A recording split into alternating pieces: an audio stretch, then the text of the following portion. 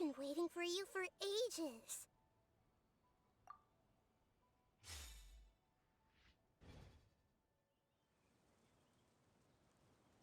Hold the line.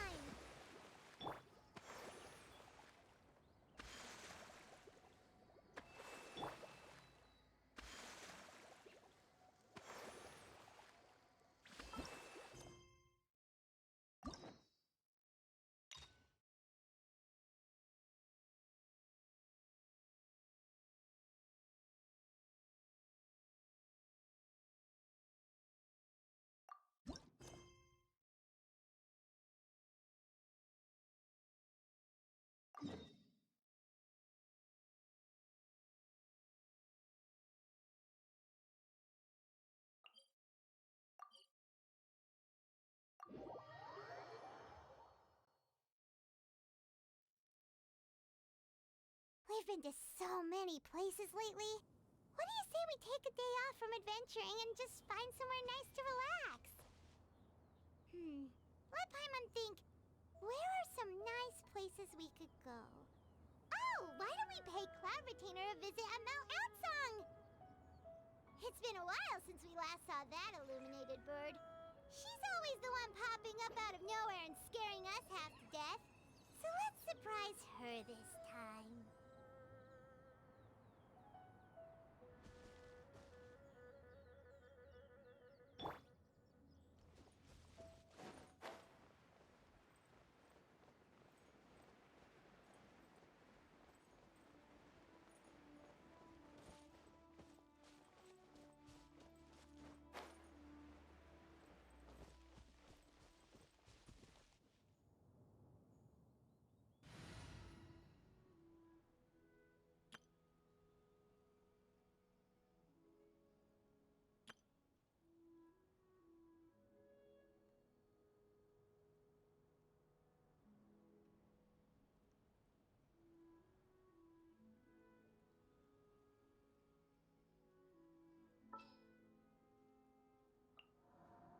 Sure.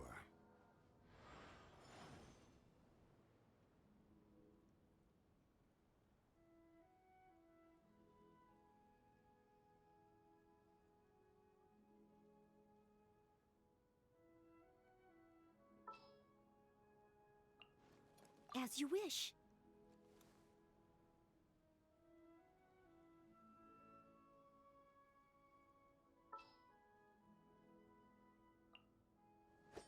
All right, let's head off.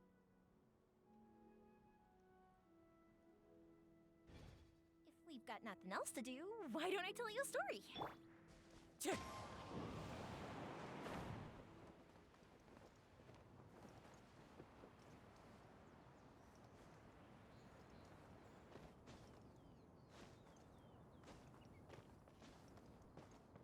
Wind strike!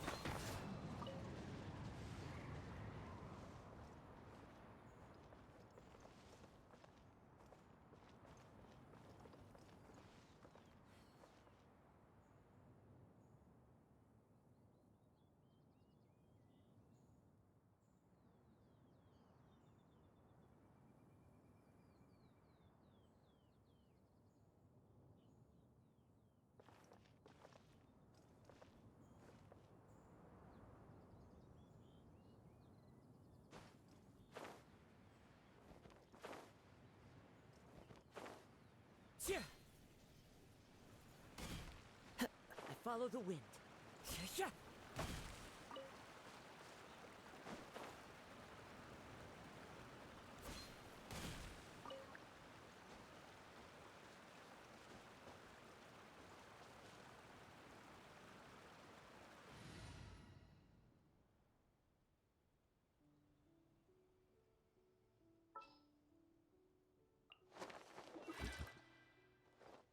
I have high hopes for this journey.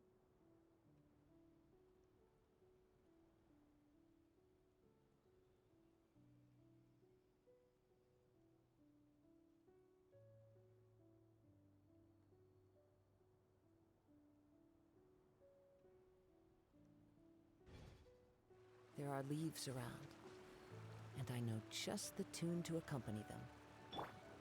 Strike a pose!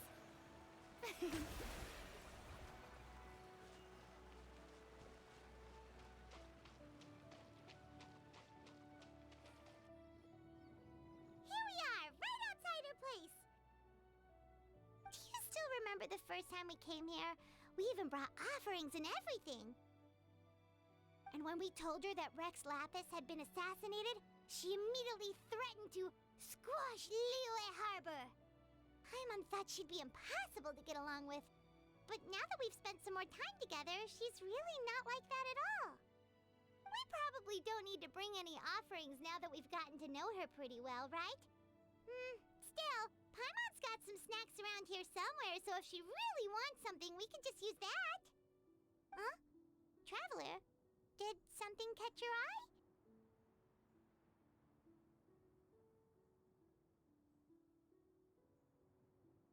Whoa, what a pretty lady! Is she also here to visit Cloud Retainer?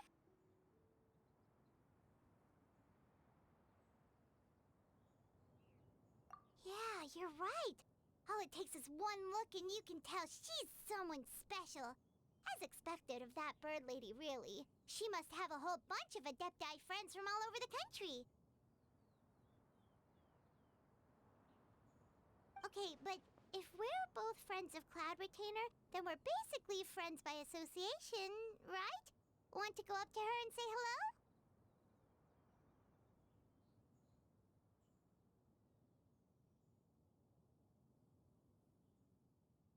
Helping you make more connections is a part of Paimon's job as your reliable guide.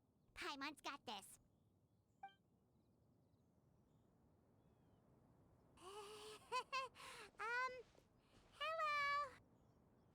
Hello.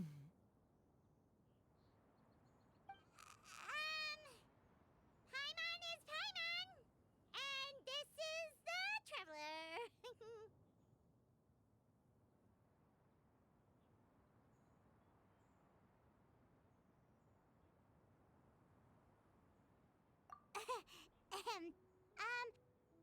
Paimon doesn't think we've met, but we're also friends of Cloud Retainer. May we have the pleasure of learning your name, Madam Adeptus? You two... What is this tomfoolery? Has this shift in form so clouded your eyes that you no longer recognize one anymore? Wait, you're... Huh? You're the illuminated bird? But you look... human! How did that happen? Oh, donning human form is scarcely any test of one's abilities. As for your confusion, one merely had no reason to indulge such inclinations before. So, you're indulging now because? Well, one has made plans to pay a visit to some disciples at Liyue Harbor. Taking on a human form for such a trip is simply a way to make matters less conspicuous. You? Worrying about keeping a low profile? You're the one who likes to pop up out of nowhere all over the place. In fact, Paimon can think of several examples. Like last year, when you suddenly appeared on the top of a roof without any warning. Or...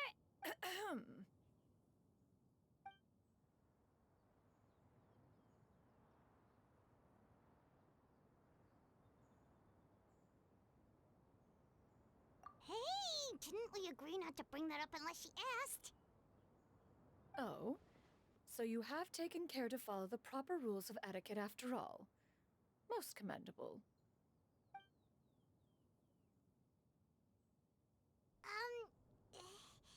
Well, this is all Paimon's got. You don't mind, right? One has never found oneself lacking in basic comforts. On the contrary, it is the gesture that one values above all else. So long as you've shown proper respect and consideration, the quantity or quality of the gift is but a trivial matter. That kinda makes Paimon feel a little guilty for trying to keep them for herself.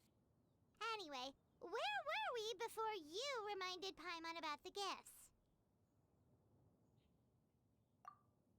Ah, right. So by disciples, you must mean Ganyu and Shenhe. It's also been a while since we last saw them. Maybe we can come too. One planned to extend the invitation even if you had not raised the matter yourself. Shenhe and Ganyu should be quite pleased to see you again. However, one would first inquire as to the reason behind your visit here. You have cause to seek one's company?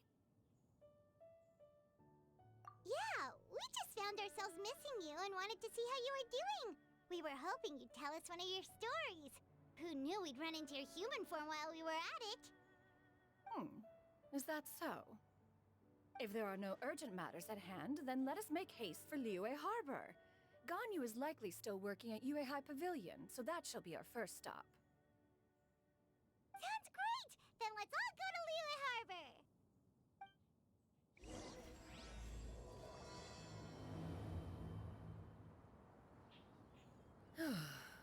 Ganyu has been quite busy with work as of late. One can count on one talon the number of times she returns to Mount Outsong each year. Shenoha has also secured employment recently. In her correspondence with me, she wrote that she shall have no need to return for the foreseeable future. Did they think one was so easily mollified? One shall investigate everything with one's own eyes, and decide for oneself if their living conditions are satisfactory.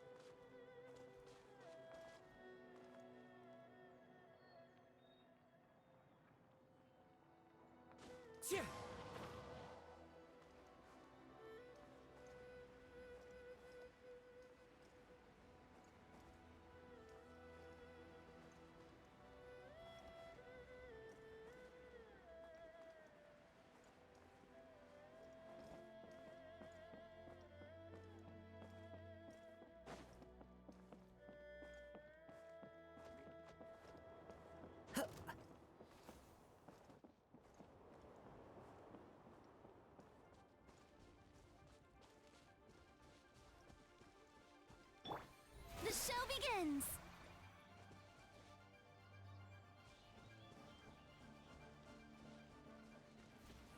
Ah.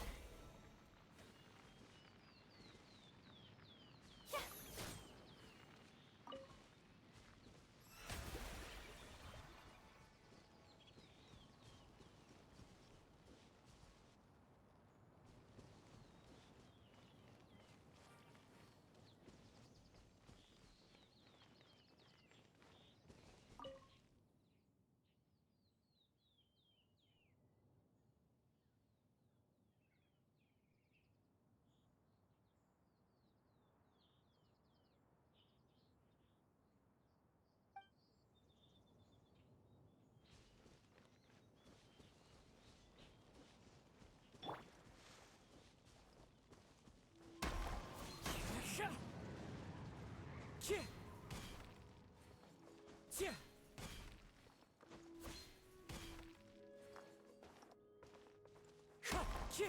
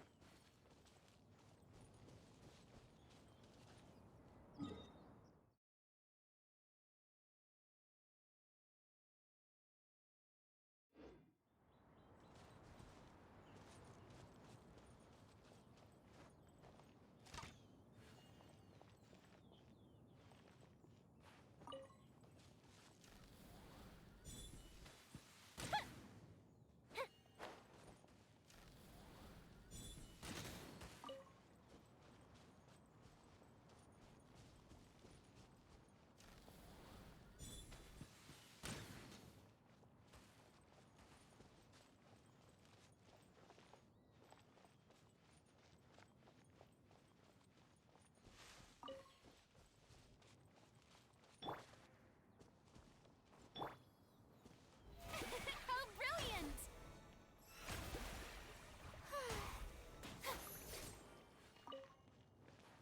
Ah.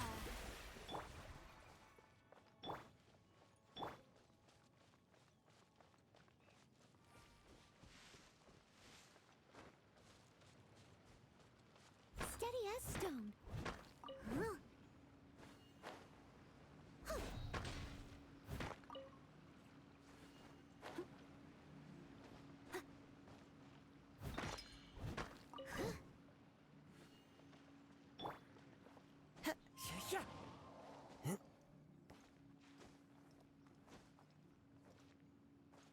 Wind Strider!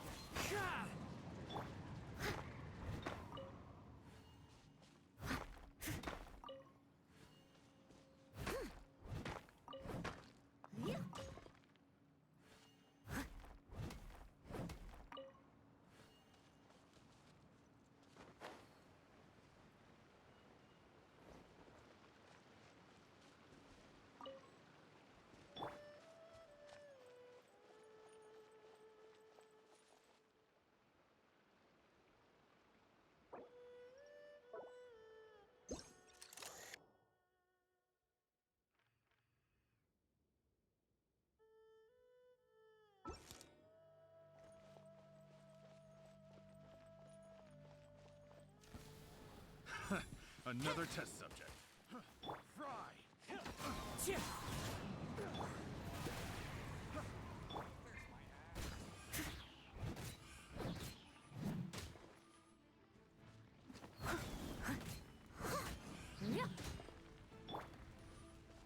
Into the wind.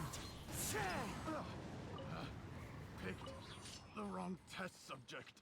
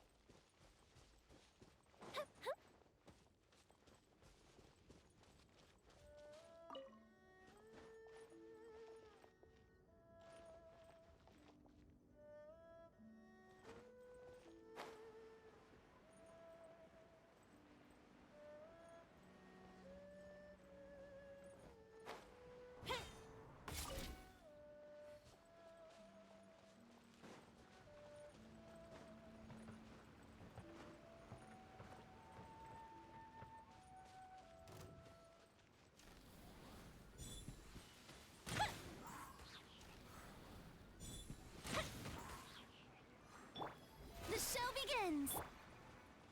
The wind knows me.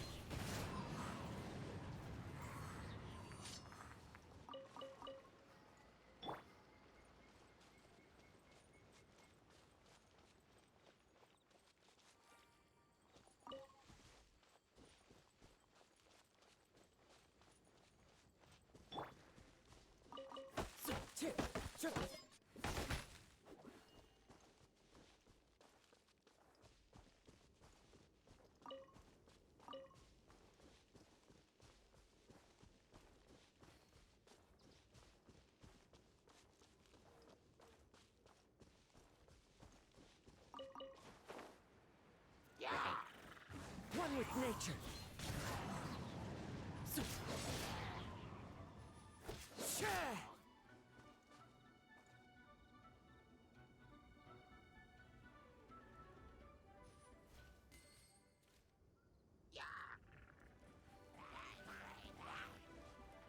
The wind knows me.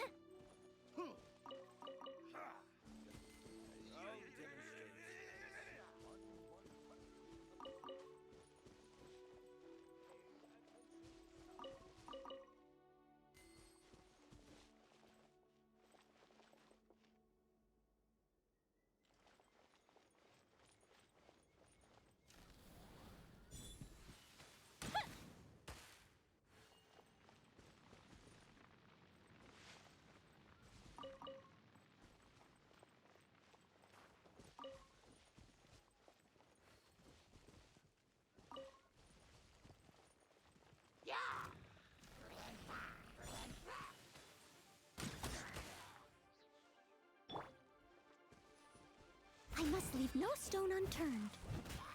Huh?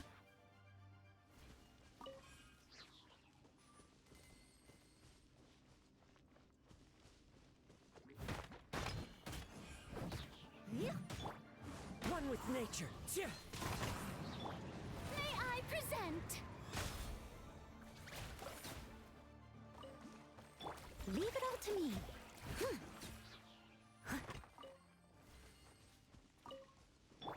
Ah.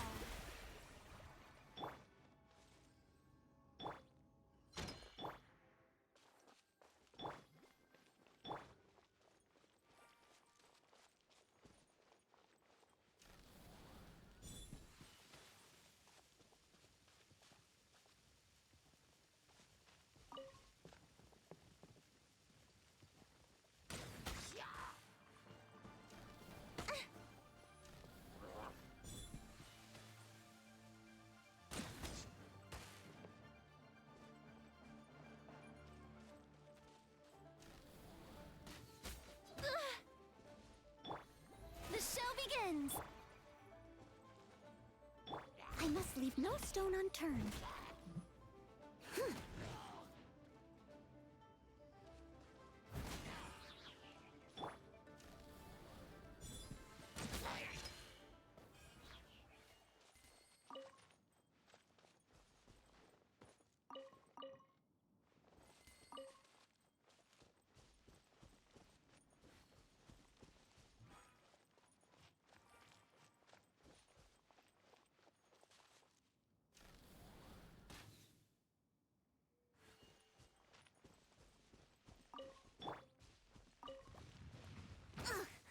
I missed a spot.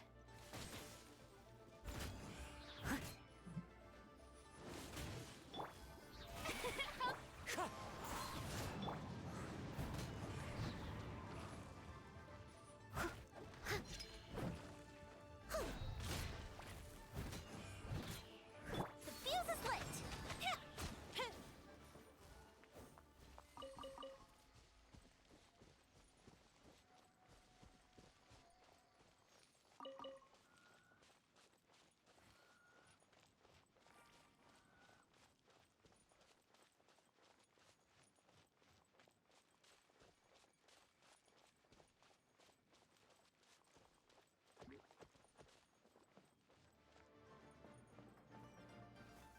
Time for a light show.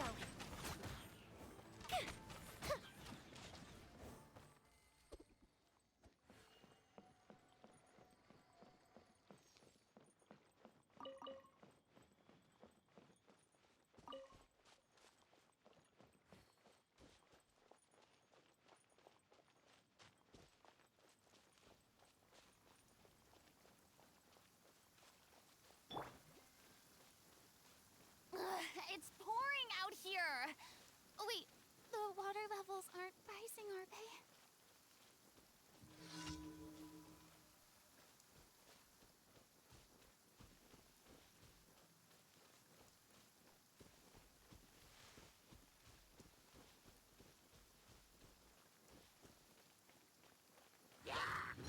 Leave it all to me. As a good knight should.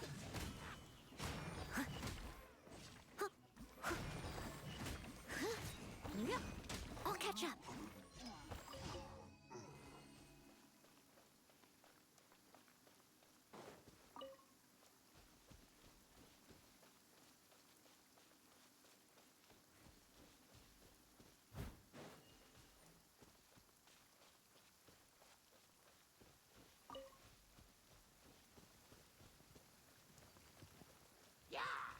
Steady as stone.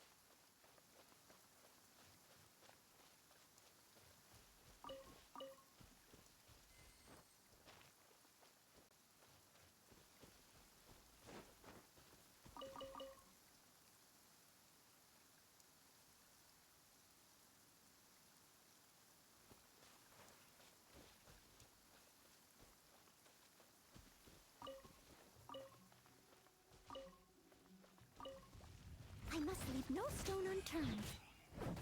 The fuse is lit!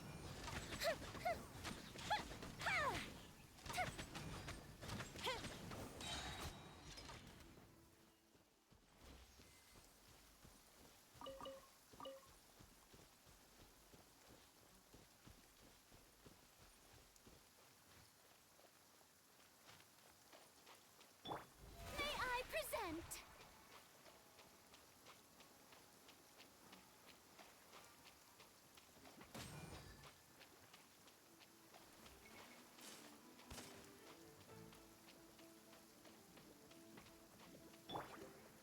Into the wind. Time for a light show!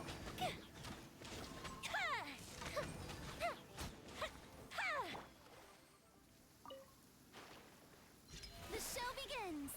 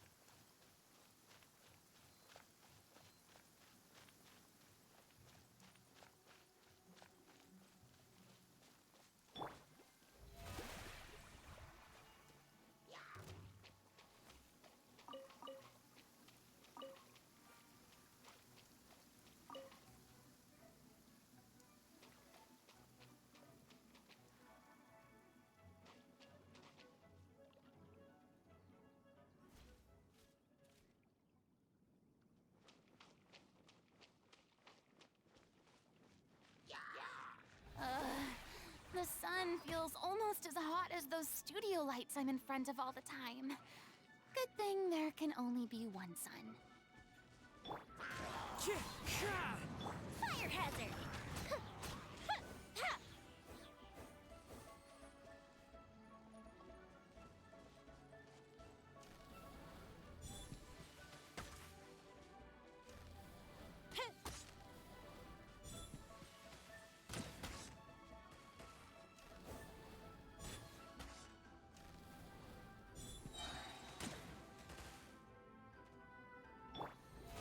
How brilliant! One with nature. Ah.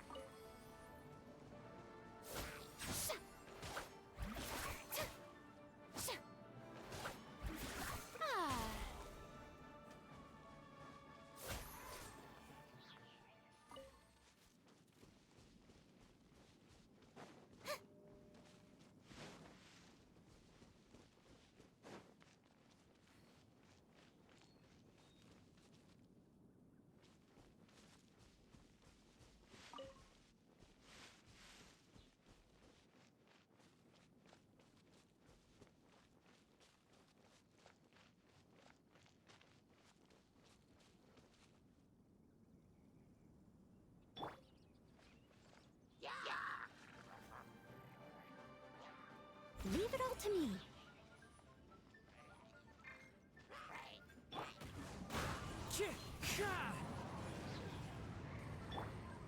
Time to clean up.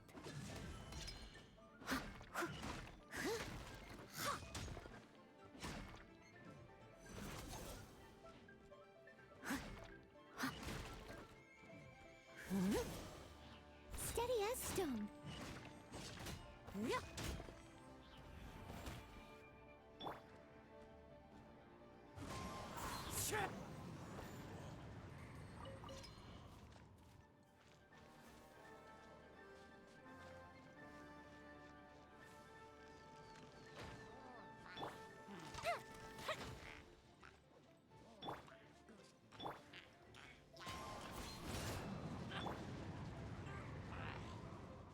must leave no stone unturned.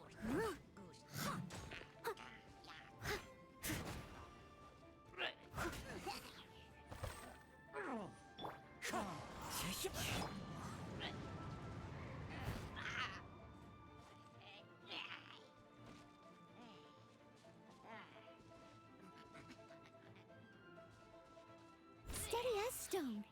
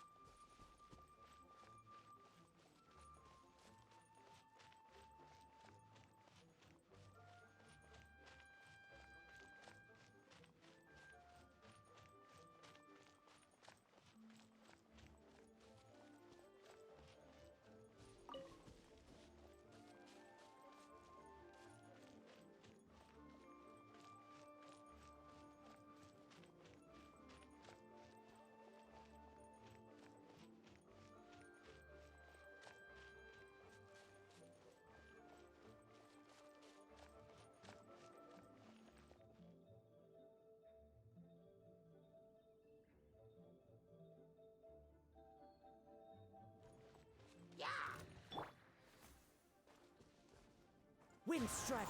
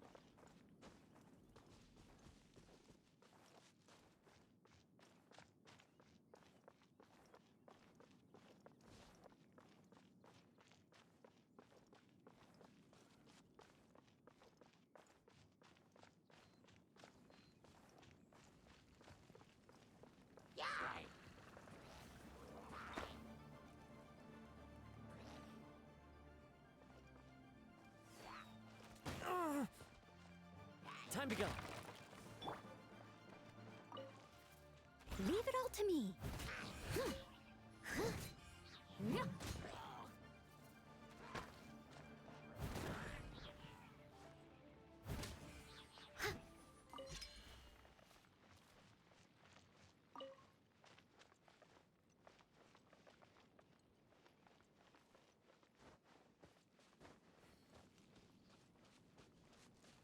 Someone needs assistance.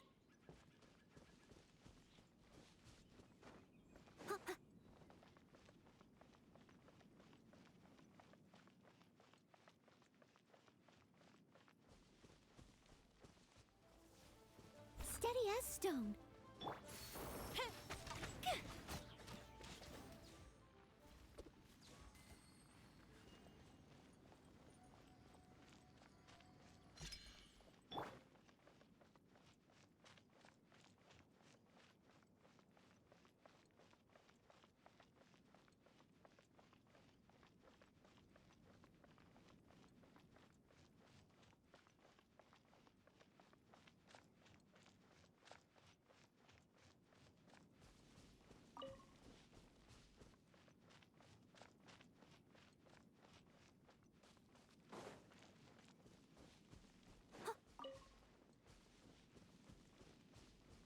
catch up.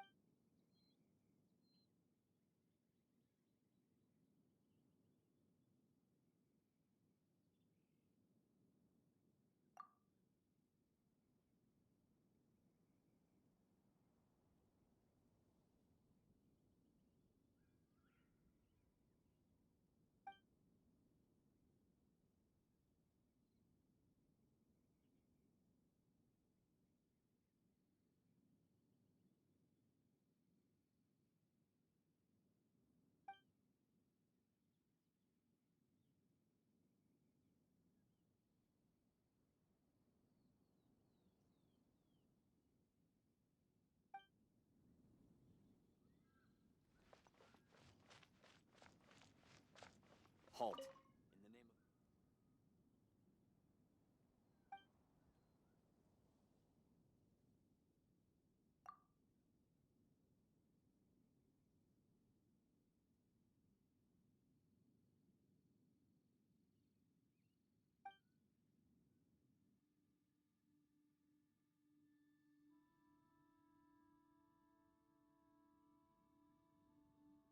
This tea is B.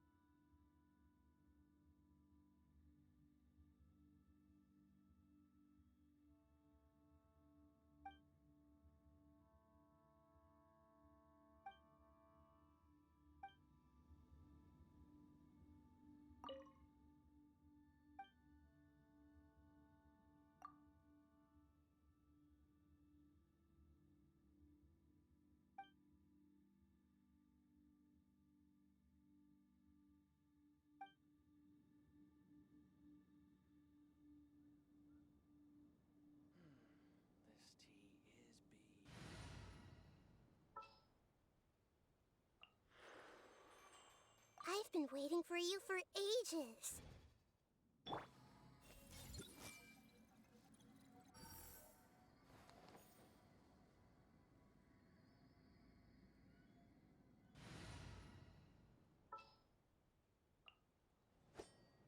All right, let's head off.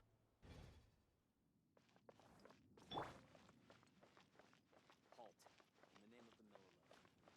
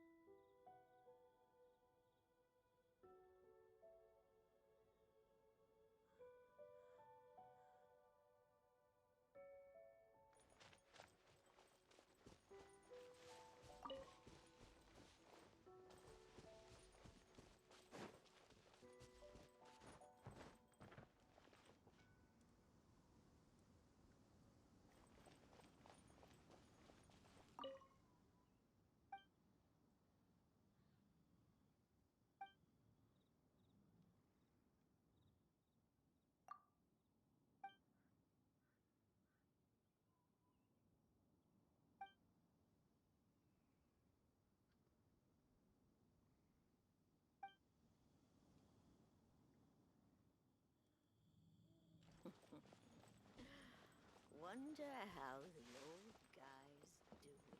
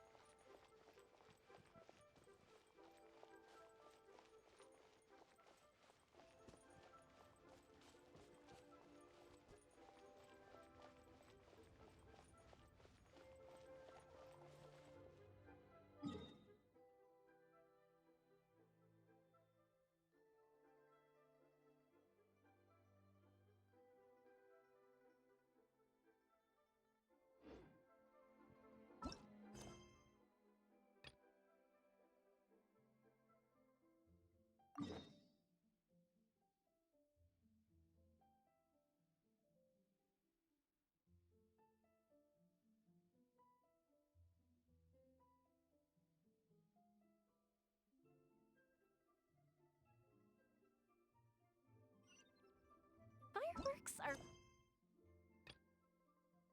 now. But friends are forever.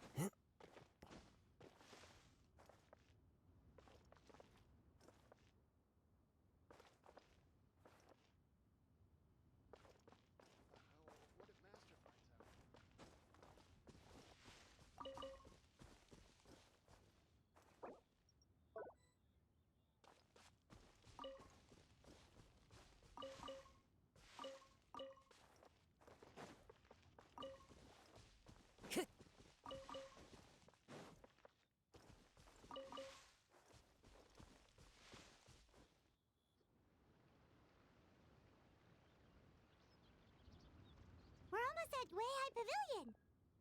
Hey, do you think Ganyu will be shocked to see Cloud Retainer like this? Guess we have no idea if Shenhe and Ganyu have ever seen her in this form before. Wait, where did she go?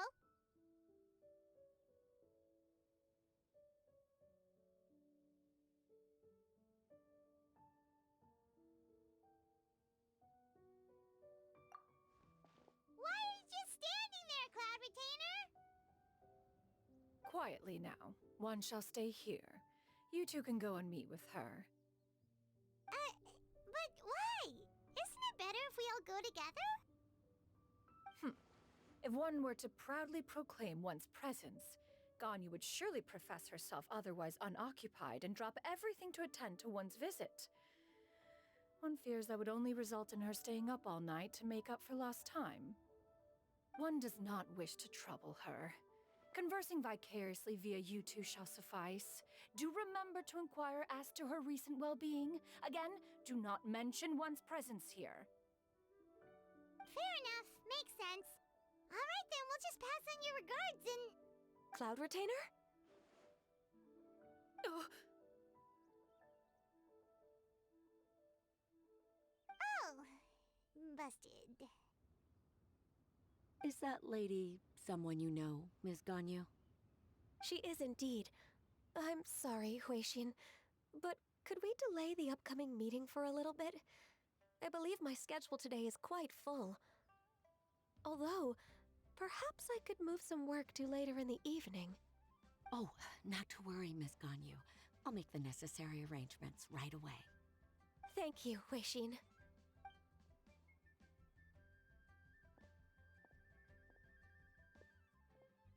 It's been a while, Ganyu. Greetings. What brings you here today? And Cloud Retainer, too. It's been quite some time since I last saw you in this form. you are quite mistaken. One is not acquainted with this Cloud Retainer of whom you speak. One is simply a mere mortal passerby. Huh? Seems she's not buying it.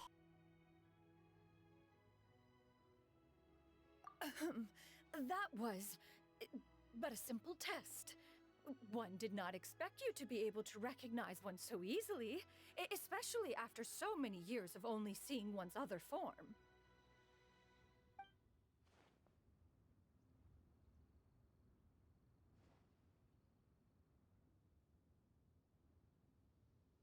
But recognizing you is, my responsibility as your disciple. An apt observation. One was simply passing by while attending to some important business. One thought it would only be fitting to pay you a visit while in the area. Wait, Paima wasn't aware of any important... Cloud Retainer's right! We've still got something super important to do, so we can't stay here song today. Oh, is that so? But it's been so long since we last saw each other. One simply desired to see you and had no intention of interrupting your work. A quick conversation should suffice for today. A more involved reunion should wait until you find yourself less occupied. I understand. That should be fine. While one acknowledges the amount of work that you have to deal with every day, one must also remind you to rest. Though Adepti blood flows through your veins, excessive exhaustion will still cause grave harm to your body. It still makes one nostalgic to see you as you are now, respected and independent. When you were young, you oft begged one to cuddle you to sleep when you suffered from nightmares. Cloud Retainer! Stop! If you insist. We are running short on time regardless, so one will refrain from going into each and every story. Why don't you continue your conversation? One shall simply stand by and listen. Wow, you've been to so many new places since the last time we spoke. If you ever need anything, please just come find me at Uehai Pavilion. Also, forgive me for my presumptuousness, Cloud Retainer, but if you plan to continue appearing in this form, don't you think it'd be helpful to adopt a human name? A human name? Huh. You raise a valid point. Considering the sheer extent of one's renown, Cloud Retainer is surely too recognizable as a name. You really think so? Not that you're not famous or anything, but that famous? You presume to know the extent of one's illustrious achievements. One would hardly think such a thing to be possible. Nevertheless, Ganyu's advice cannot be ignored. From this point on, when in public occasions, be sure to refer to one as Shenyun. Canyon? Ah, I assume that's a reference to the full record of Pristine Pavilion. An Adeptus of years past would rise with the clouds and rest with the moon. They were enlightened and wise, free and unfettered. The writer referenced Master's name to describe her carefree and spontaneous nature.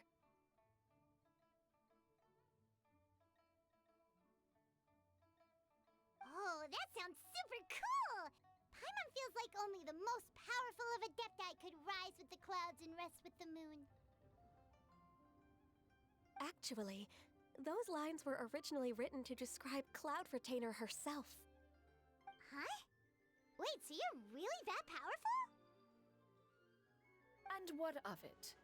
Did you truly take one to be nothing more than a bird of bigger than average size?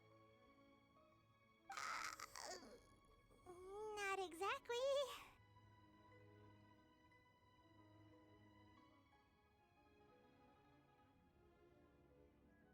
To be fair, Cloud Retainer rarely speaks of her past accomplishments. The tales of her past can only be found in ancient texts. It is said that once, a long, long time ago, there was a severe drought in Liyue. Left with no choice, many people left their homes, while others spent day and night praying to the Adepti.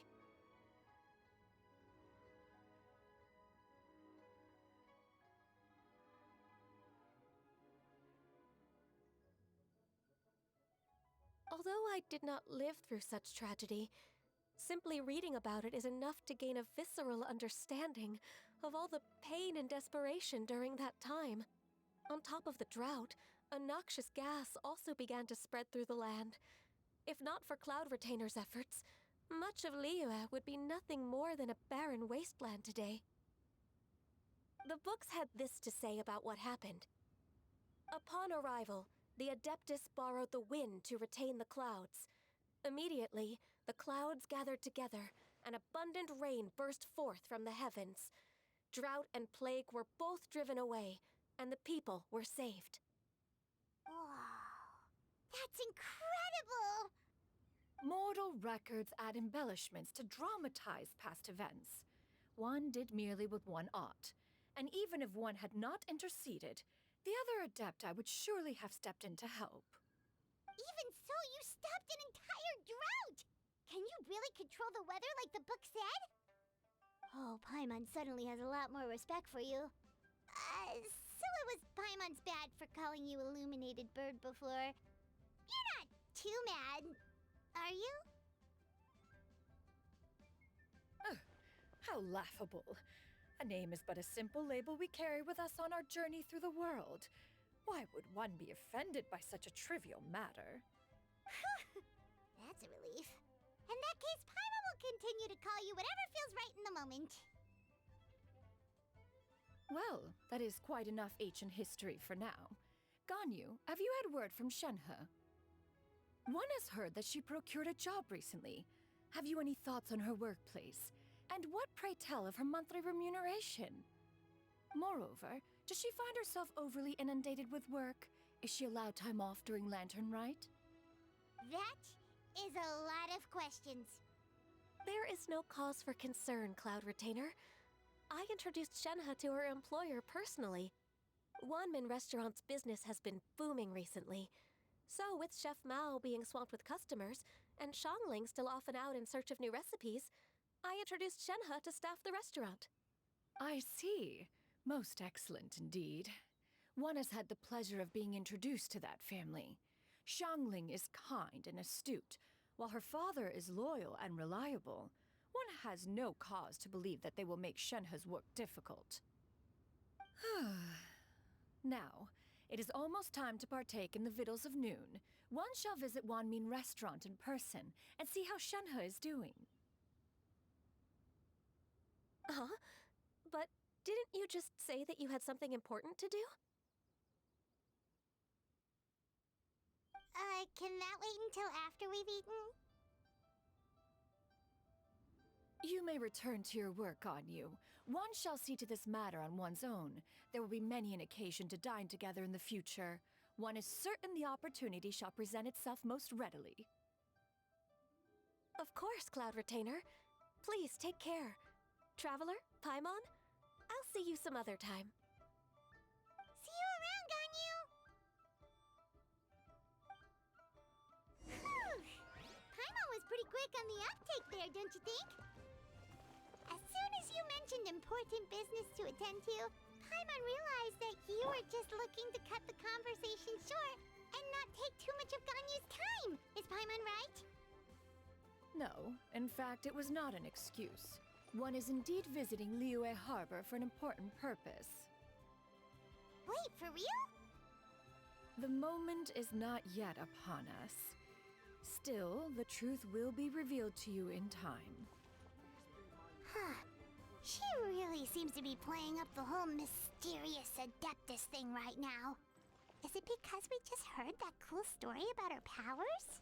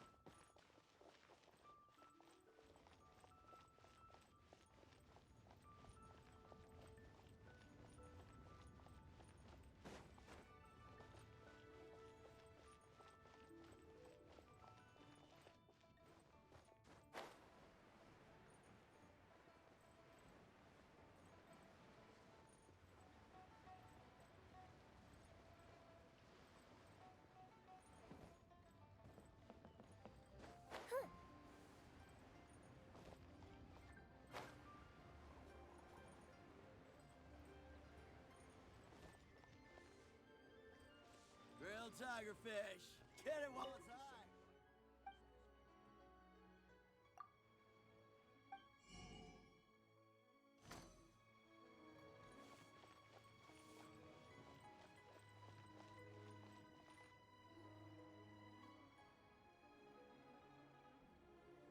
You get what I'm saying, right?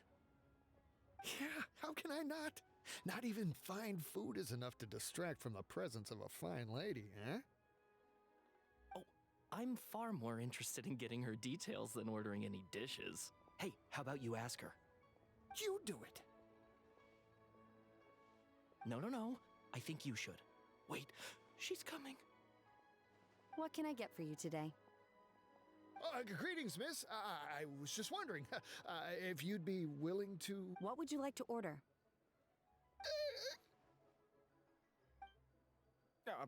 2 servings of more meat to go. Good chat. Bye.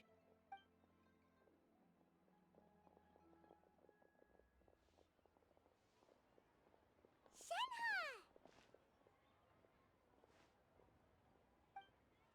Welcome. It's been a while. May I take your order? Don't welcome us as guests and greet us as old friends in the same line. It's weird. Mm-hmm.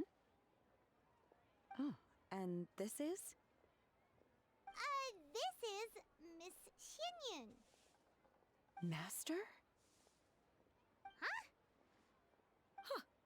One does not recall ever revealing this form to you before. How were you able to ascertain one's true identity with such ease?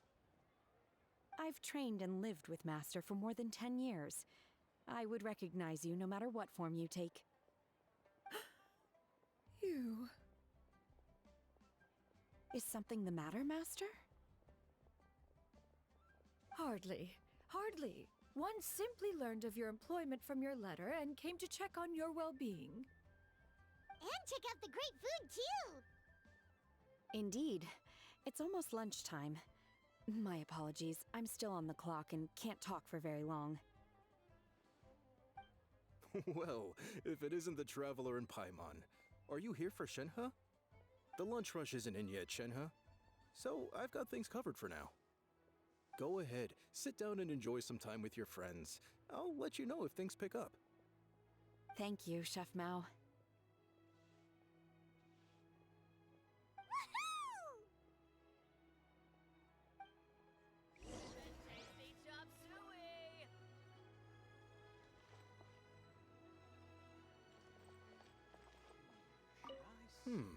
I wonder where Xiangling's run off to this time.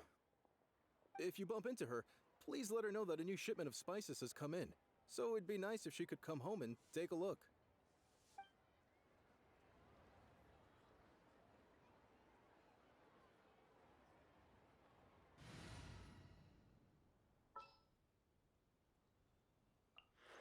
Time to broaden the horizons again. Wow.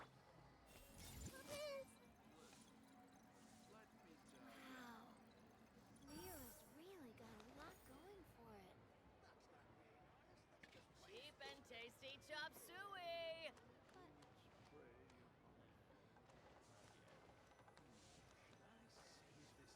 Long sword in hand.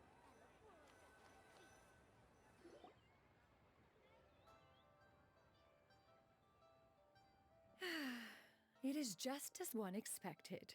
The owner of Wanmin Restaurant is indeed a most reasonable and accommodating human. Still, the work here entails dealing with quite a varied group of people. Has this been difficult for you, Shenhe? It's been manageable so far. I sometimes run into strange people, but I have figured out a way to deal with them. Seems like you've been making progress. So by dealing with them, you mean... First, I try to talk sense into them. If that doesn't work, I threaten them with violence. At this point, they usually decide they are in favor of a civil conversation. Oh, how should Paimon put this? Oh, a sensible plan. One is gladdened to see you integrate so well into human society. And you, Master? How have you been? Simply marvelous. Though Mount Outsong has scarcely enjoyed your presence recently, one has hardly found the pleasure of one's own company to be lacking.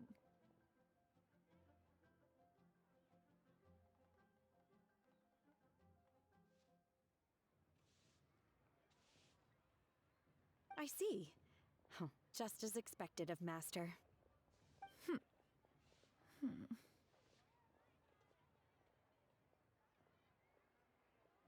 I have missed Master quite a bit too. Even though work has been busy lately, I've already had a conversation with Chef Mao about taking some time off soon to visit Master. Oh, you did? Do make note of such matters in your letters in the future. There's hardly a need to keep one in suspense. Whoa. Her mood shot up just like that. By the way, Master, since you are in Liyue Harbor, have you had the chance to visit Ganyu? Indeed. She is similarly preoccupied with her work. There was time only to exchange a few simple pleasantries. Ganyu told us the story of Cloud Retainer's name. It was amazing. We never knew how powerful she was before. I see. In that case, allow me to also share a story about Master's past. Oh? Is that a problem, Master? I believe this to be a good topic of conversation. No, not a problem. One was simply caught off guard. But no matter, please, proceed.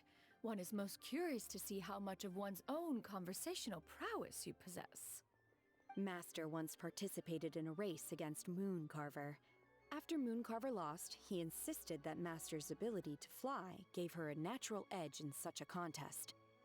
In response, Master agreed to forego flying in return for being able to use one of her devices in the race. Mooncarver accepted, only to find Master with a brand new device on the day of the contest. Huh. What kind of device was it? It was a mechanical vehicle made out of iron. What was it called again? Oh, an electro-powered bicycle? Oh, you refer to the bicyclical Thunder Flashmobile. One spent 49 days conceptualizing and crafting it. It need only be infused with adeptal energy, and it can cover thousands of miles in one day. Oh, it boggles the mind why Mooncarver ever supposed he might best me in a contest of locomotion. Though he sprinted with all his might, he could barely keep up. Alas, the one flaw of my mechanism lay in its weakness against mountainous terrain. One was thwarted mere seconds from victory, when it was thrown off course and failed to make it across the final stretch. Truly a most unfortunate turn of events. Anyway, do go on, Shenhe. Master, that was the end of that story. Is that so? With you gone, one has seldom felt the desire to call upon those old fossils for another contest. What is a race without spectators, after all? Have you been lonely, Master? Lonely? At one's age, entire human generations come and go in the blink of an eye.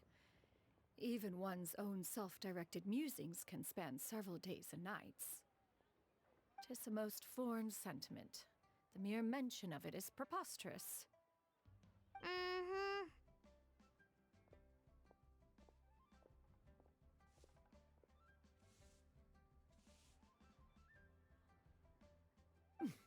What is the reason for that look upon your face? It's nothing. It's just... Well, Paimon gained a lot of respect for you after listening to that story of you summoning the rain and everything. But all it took was a few words out of your mouth and it's like you're back to being that illuminated bird again. I was just a little bit confused. Which one of the two is the real Cloud Retainer? To me, they are both, Master. One is the master that's widely revered by the people, while the other is the master that I respect and adore. One finds oneself exalted yet again with sweet words of praise and flattery of a most extravagant nature. You chose to exalt one with your words, yet you refuse to grace Mount Outsong with your presence for any extended period of time. One would almost question the sincerity of your estimations. This is not to say that your words paint an inaccurate picture. One has always lived by a single ideal. Eschew all action and abide by no rule. One does as one pleases and speaks as one pleases. Others may critique or praise as they see fit, yet one places little weight in such judgments. She got like, what, 2 sentences of flattery from her disciple, and it's as if her ego is about to burst. Do you have any empty tables?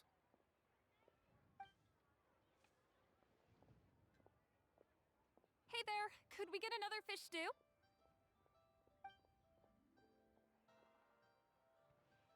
I'm hearing more guests come in. I should get back to work. All right, good luck with the lunchtime rush, Shenhe. Mm-hmm. I'll try my best.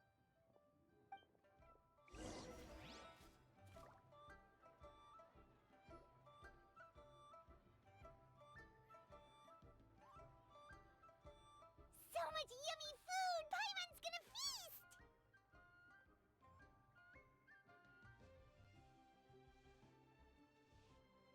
One is fond of all kinds of delicacies and delights in a multitude of flavors.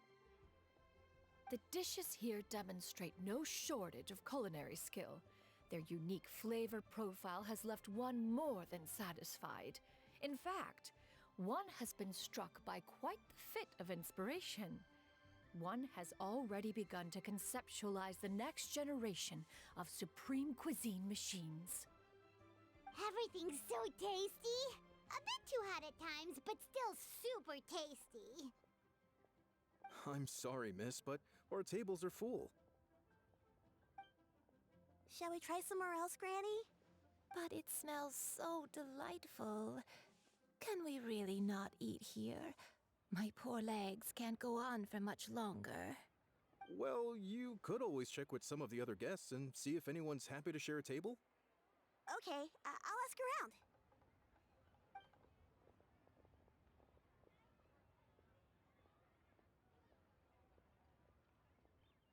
Excuse me, would you mind letting us share a table with you? There are no empty tables left, so... Ah, well, Paimon doesn't mind. What about you guys?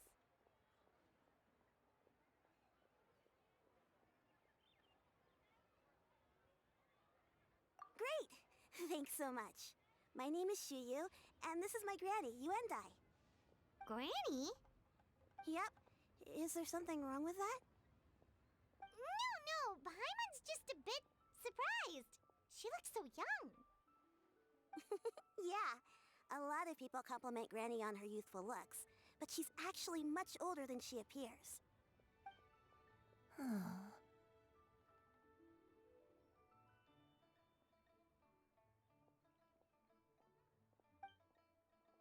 Granny, why don't you take a seat? Come on, it's not polite to stare. Huh. Have we met before? No. 'Tis a fated meeting, then. Please, take a seat. What would you like to eat, Granny? I can order for you. I want braised earthworms. They always pop up out of the ground after a rainstorm. No, not this again. Granny, there's no braised earthworms on the menu. Braised earthworms? Well, that sounds weird. Do people actually eat that? Right, that's what Paimon was thinking too. Need any help? Help? Oh, do you mean with Granny? Thanks, that's nice of you to offer.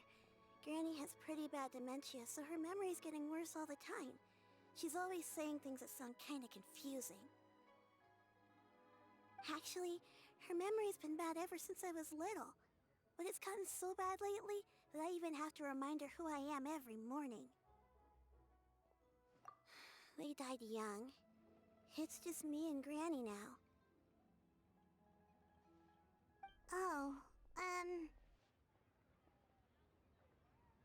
but it's okay. Don't feel bad. Granny loves me a lot, and I love her a lot too. Sure, it's hard at times, but you just gotta make the best of the life you've got. Wow, you're really tough for your age, kid. You're too kind. And me? Oh, what about me? You're tough too, Granny. Plus, you're really gentle, and you're always there for me. Yes, and it's hardly as if I forget everything. I still remember the important things. Wait, what was that really important thing again? Ah, I remember now. It was a dream. I had a dream where everything was dark. Someone was standing in front of me.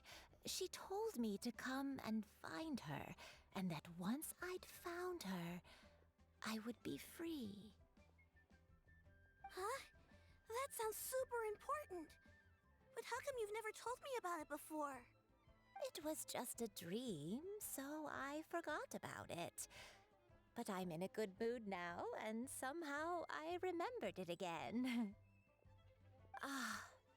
You know, I believe I've had this dream a great many times.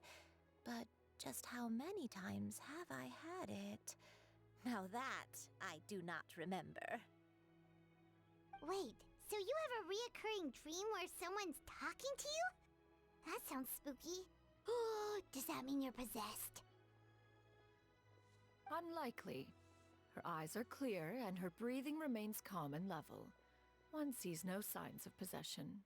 Are you sure? Who do you take me for? Is one not an adept? Am I not an expert? You're right. Paimon almost forgot you're the expert. In that case, do you still remember what the person in your dreams looked like, Granny? Not anymore. Although, I have a sense that she looked rather like me. But not as I am now. My younger self. A younger version of Granny? This is just getting weirder and weirder. What is going on here? As one said, fate must have brought us together. You may leave the situation to me. Are you sure? So, what are your names? Paimon's Paimon. Just Shenyun is fine. Thank you all so much for offering to help. But first, I'm sorry for asking, but, how do you want us to pay you back? Oh, we don't need any payment for this.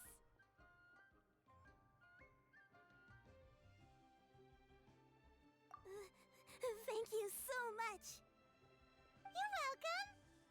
But Miss Shenyun, what exactly can we do to help out this Granny?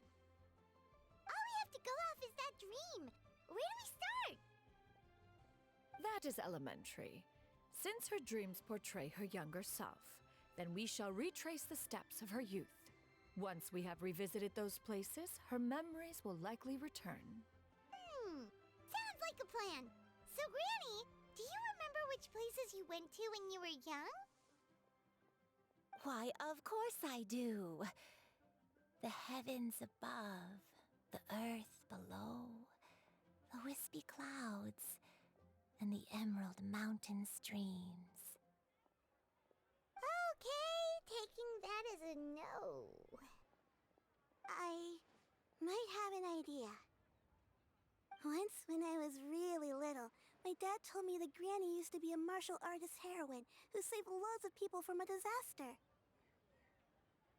If it's true, then maybe they wrote about it in the history books or something. A martial arts heroine?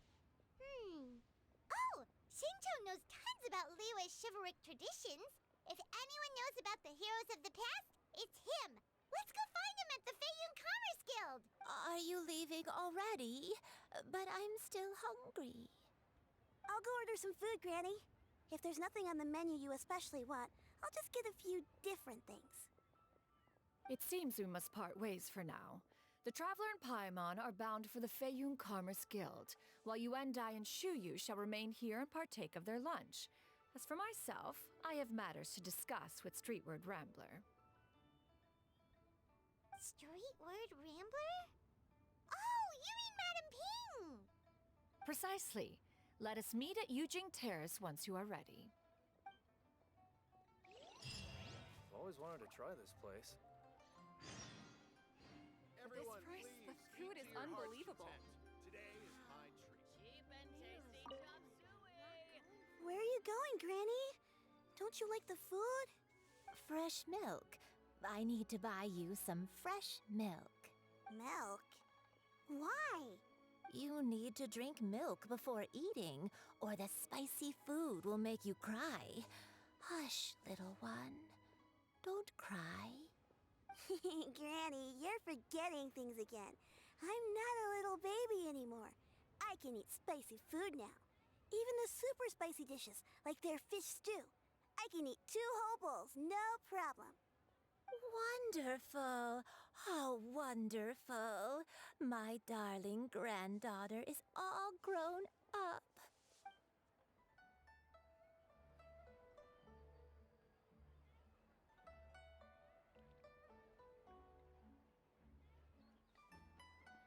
For this price, the food is unbelievable. Everyone, Always wanted to please, try this eat to place. your heart's content.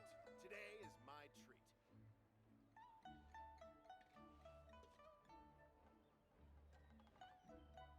Always wanted to try this place. Everyone, This please, price, the eat to food your is heart's content. unbelievable. Today is my treat. Mia's really got a lot going Cheap for and it. tasty chop suey. Always wanted to try this place.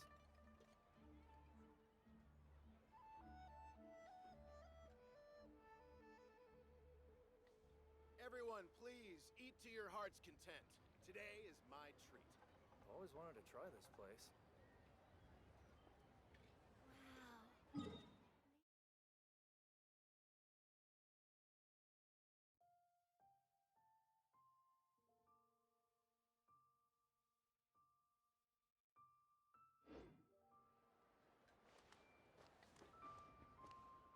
Hey, Cheap and tasty For this chop price, the suey. food is unbelievable. Always wanted Everyone, to try this please, place. eat to your heart's content. Today is my treat. Listen, let me tell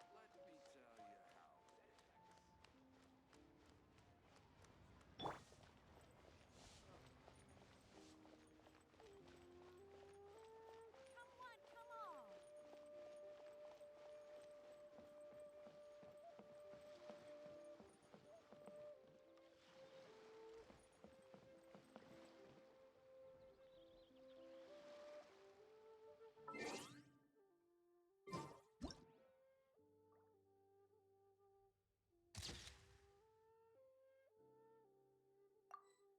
Have you ever kept goldfish as pets? They're very cute.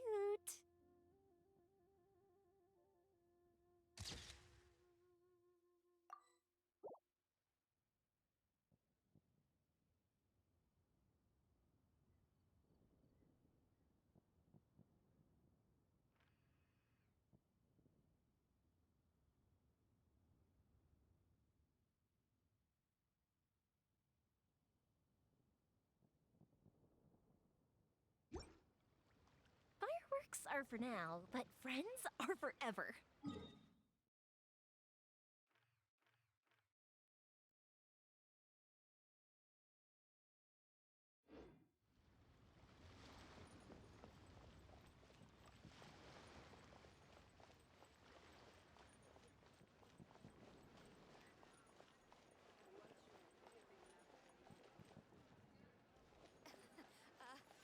Join the Adventurers Guild. Jewelry's out of stock, but we have some new items in.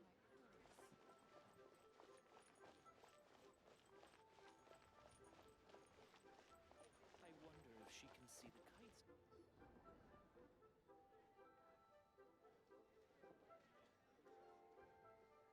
Huh. It's you two. What brings you here? right, we found you! We wanted to ask you about something.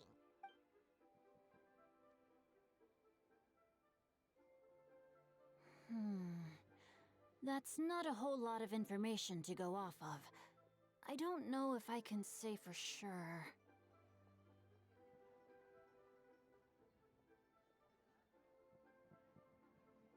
I can't pinpoint her identity from your description alone, but considering her age, I am reminded of a nameless heroine who's been featured in various chivalric novels.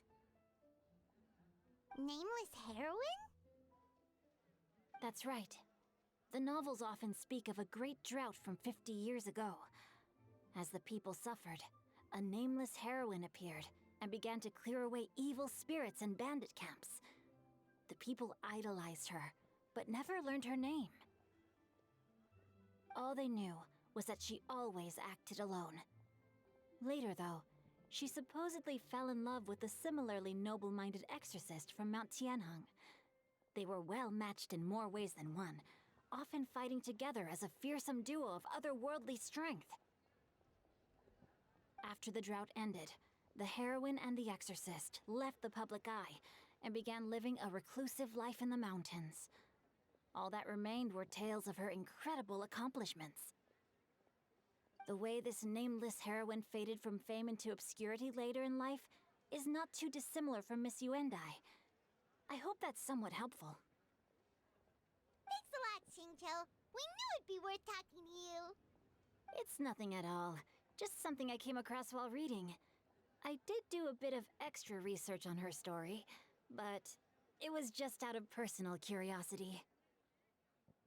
Well, Paimon still thinks that's super cool. Oh, wait, Xingqiu, if you've read up on her, do you know of any places often associated with her? Let me think. In the novels, the nameless heroine always appeared near one of 3 places.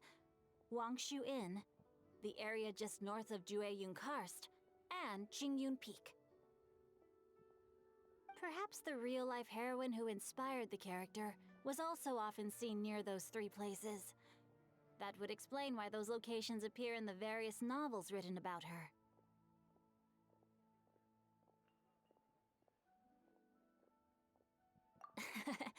You're welcome. To be honest, I found some parts of the story confusing when I first came across it. If Miss Yuendai was indeed the original inspiration for the character, she may just be able to help me put the pieces together. It's rare for a chivalric hero to fade into obscurity during their lifetime, even after retiring from the public eye. But no one ever saw or heard from the nameless heroine again. There were even rumors that she became extremely ill. I've never understood why someone would go to such lengths to erase themselves from public memory.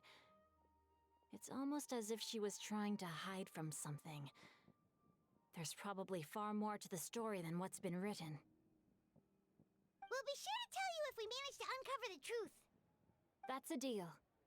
Perhaps, behind the truth of it all, there lies a story more fantastical than any work of fiction. Paimon feels like we just learned so much from Xingqiu. A drought, a nameless heroine, a life of seclusion. Wait, why does the story sound super familiar? Oh, right! There's a drought in this story, too! Xingqiu, are droughts super common in Liyue or something? Well, they used to be. But people have long since developed methods to prevent them, like by cultivating the soil or digging canals. So while droughts do happen from time to time, they are rarely regarded as true disasters. The drought 50 years ago is probably one of the worst we've had in the last several centuries. The crops withered, the streams ran dry, and the monsters in the mountains became rabid and agitated. Countless caravans were attacked, and people who lost their homes came together to form bandit groups. What started as a natural disaster soon became a human tragedy as well.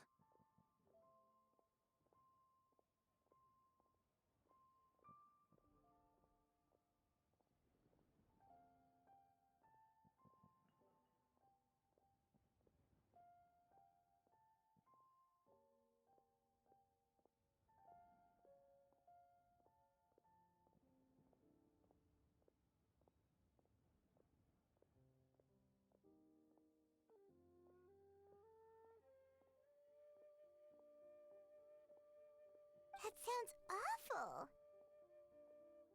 Yeah, and that's exactly why the nameless heroine was so beloved. She must have been someone of true integrity, to do so much for the people while asking nothing in return. Still, as terrible as that drought was, it was nothing compared to the truly calamitous disasters that befell this land in ancient times. They say that back in those days, disasters were both more severe and more common. Only the strongest of Adepti could hope to dispel the ruin and devastation. Do you have any other questions? We're good for now. We're just going to head back and meet up with Miss Xianyan and the others again. Paimon hopes that Granny Yuendai will be able to remember more of her past. She used to be a great hero who saved many people. So sad that she can't recall any of it. Anyway, we'll be off now. See you some other time, Xingqiu. Thank you so much for your help. It's no problem at all. Safe travels.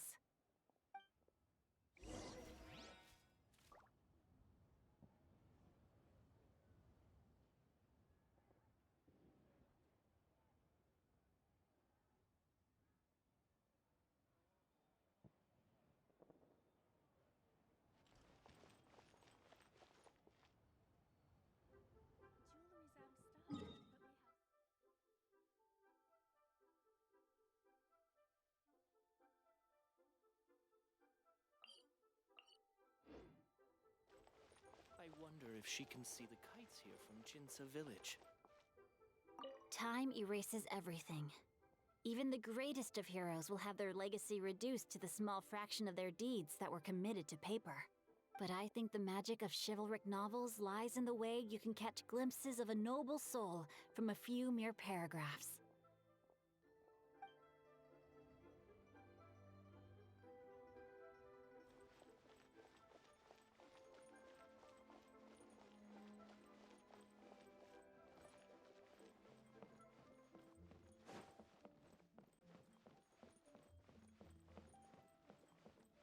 So, are you buying or not?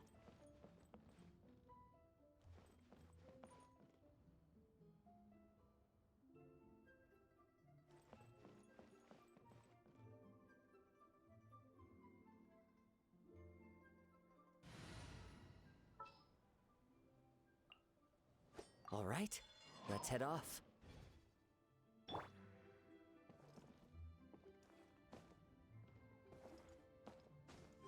Follow the wind. So, are you buying or not? What if Master finds out?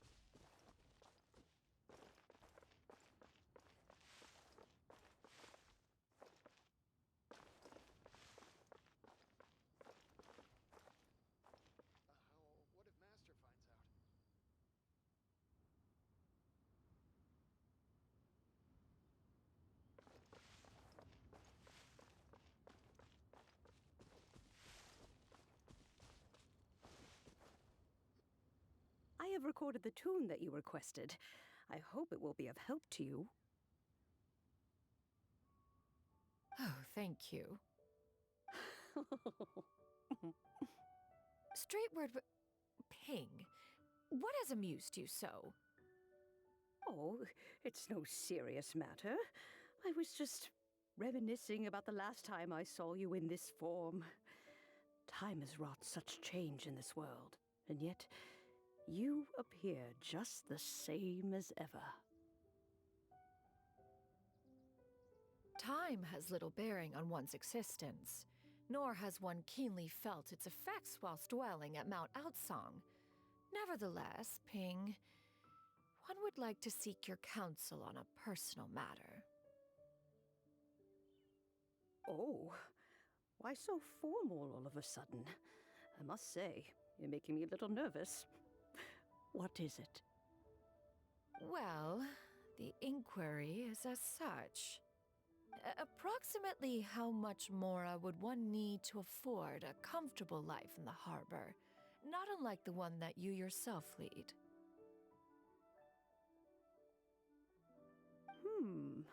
It does not require as much as you may think. Still, do you mean that... Clavitainer! two talking about? Nothing save for some trivial matters. Have you unearthed any useful details? Shinto has a theory, but let's save it for when Chuyu and Miss Yundai have joined up with us again.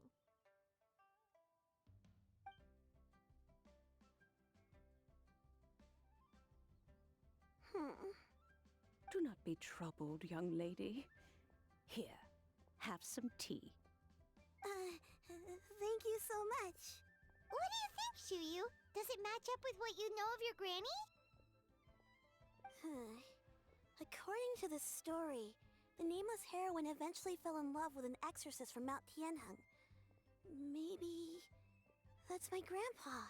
I don't have many memories of him, but there was this one time I found a box in our attic full of a bunch of weird sigils.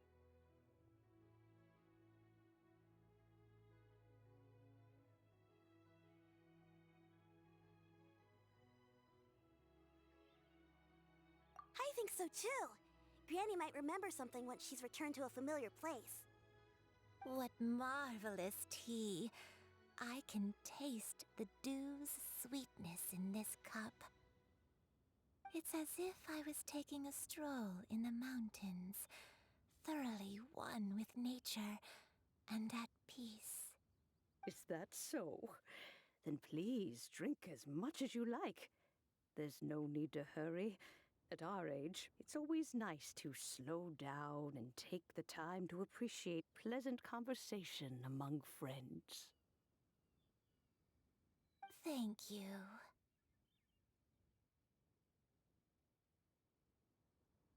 Okay, since we have the time, can I ask you something? Sure thing. What would you like to know? I have a secret I want to tell you. Let's go talk over there.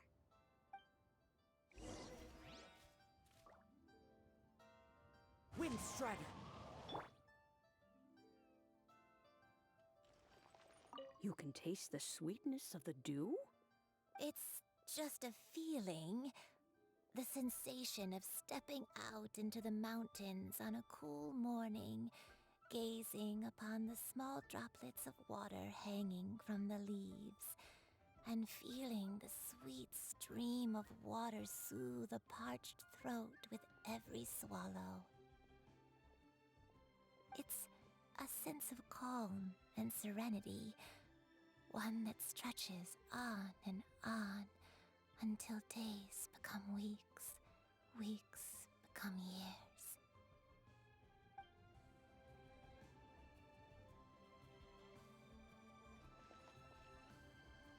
Please be mindful of your personal safety.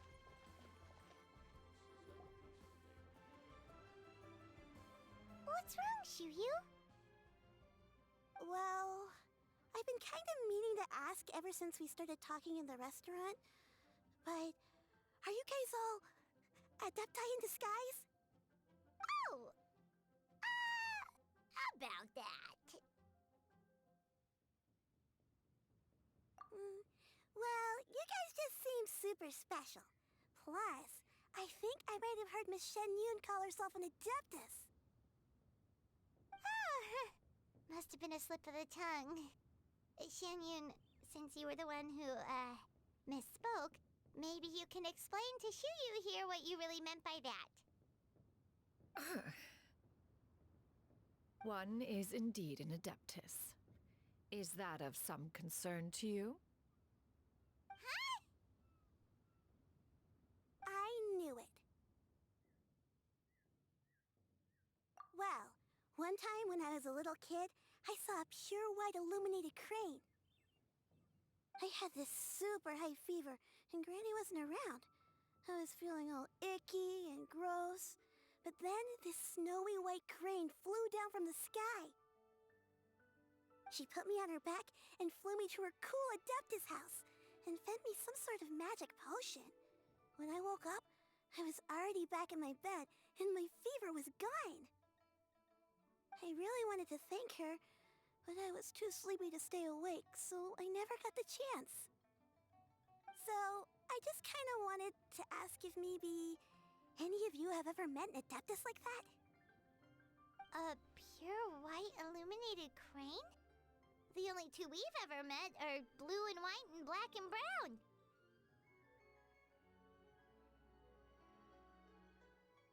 Have you ever met one that's pure white, Cloud Retainer? Never has one met an Adeptus with such features. One surmises such a description is but a hyperbolic embellishment that oft results from narrative accounts. That's weird. Was it really just a dream then? Well, even if it was just in my head, it doesn't matter that much anyway.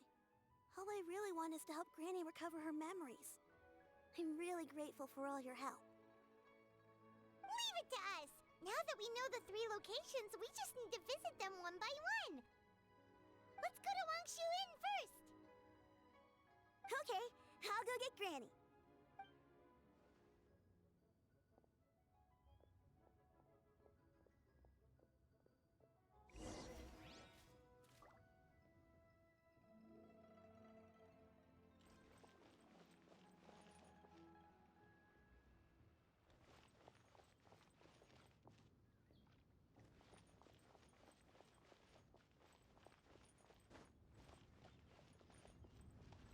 Leaving already? Well, just remember that you can come over for a cup of tea anytime.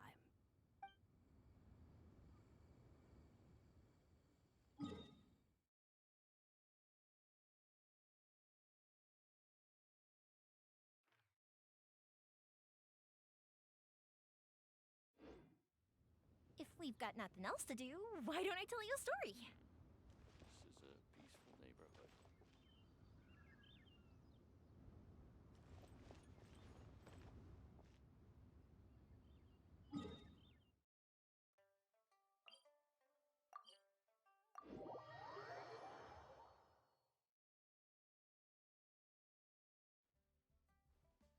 Wangshu Inn. Wangshu Inn.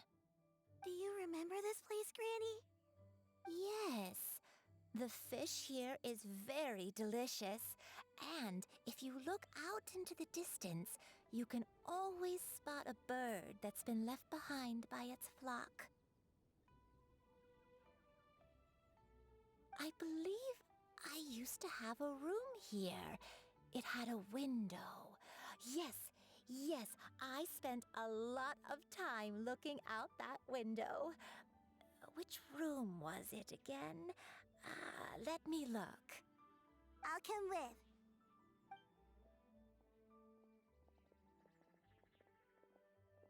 Paimon's still having some trouble understanding what she's talking about, but if she's so familiar with this place, that must mean she lived here, right?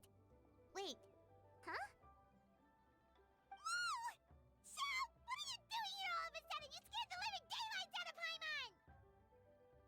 I sensed a non-human presence and decided to come take a look.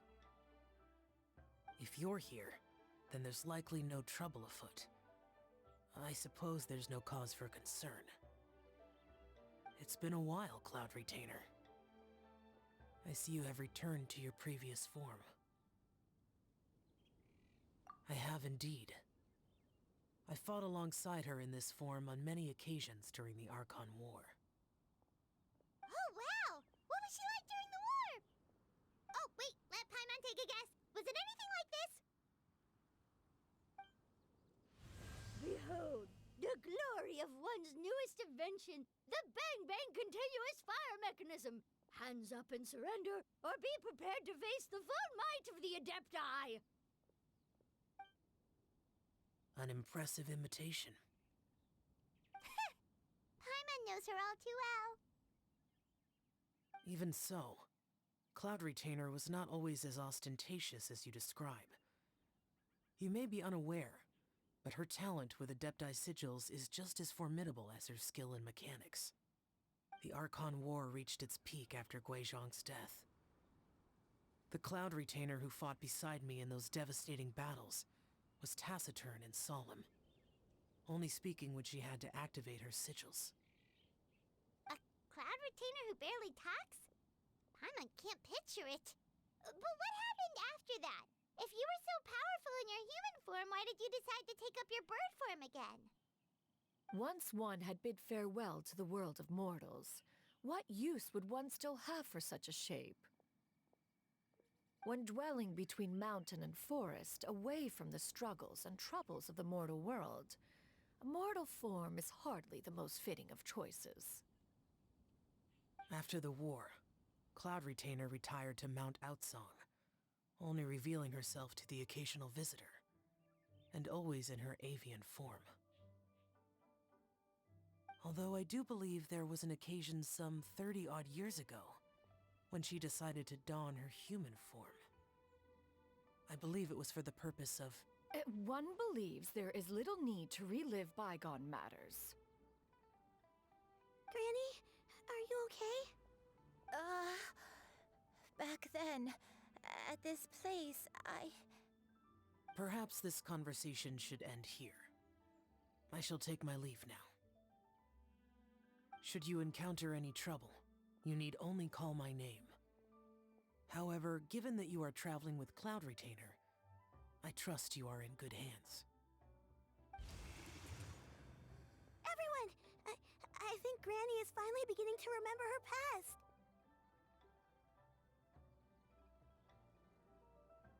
Slowly now, calm your mind and recount what has been recalled.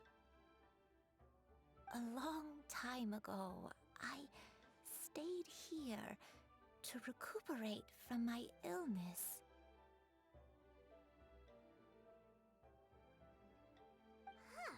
So what Shinto said was true! You did fall ill! Was that why you went into hiding? I don't remember. I'm very sorry, but I can't even remember the name of my illness. The only thing I can remember is that it took a great toll on me, and there was no cure for it. I was confined to my room in Wangshu Inn, where I spent many days unconscious. I'd come to every once in a while and stare at the migrating birds outside the window. It was a solemn sight. I remember crying, but I'm not even sure I knew why. One day, I met a traveling merchant. Upon hearing of my illness, he sold me a bottle of soul-revitalizing tea pills. He told me that the pills were concocted using Adepti blood and could be used to alleviate my symptoms. Sure enough, I made a full recovery. My illness remained dormant for several decades after that.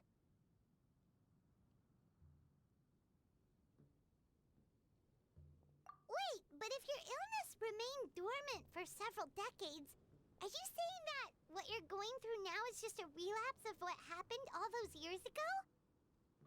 And it was all thanks to the pills that you managed to keep the symptoms in check? Paimon's brain kinda hurts. Do you remember anything else? I'm sorry, I don't. Oh, if only I wasn't so useless. Hey, you're not useless.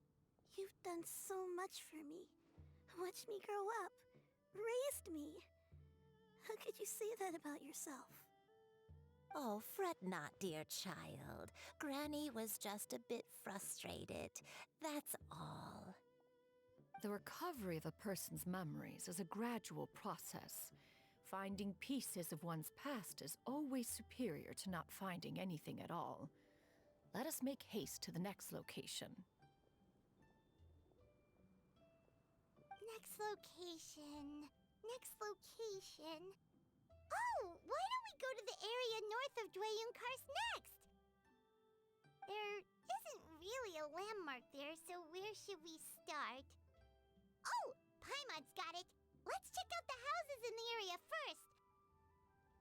After all, if she was there for any length of time, then she would have stayed somewhere, right? Oh, Paimon's really got her thinking cap on today. At this rate, we'll recover all of Granny Wendai's memories in no time.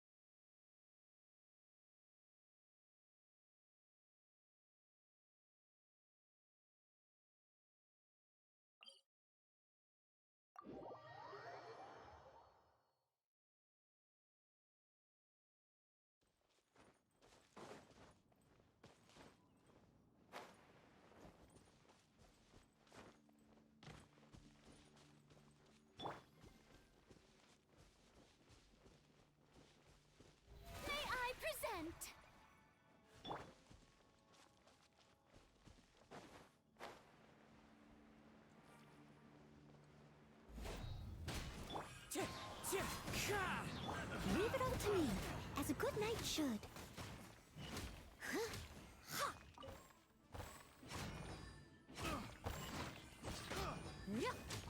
Someone needs...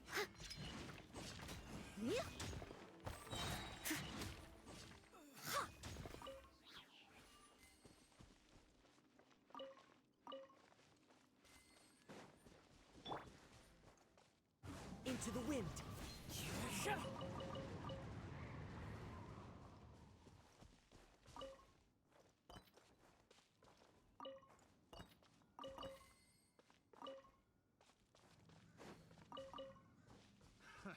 Another test subject. The wind knows me. The show begins! I must leave no stone unturned.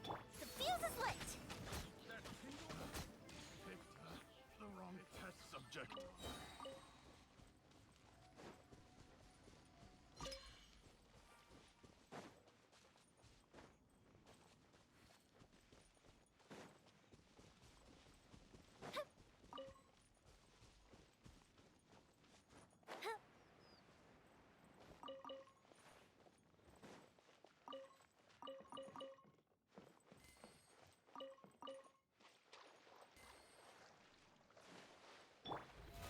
How brilliant!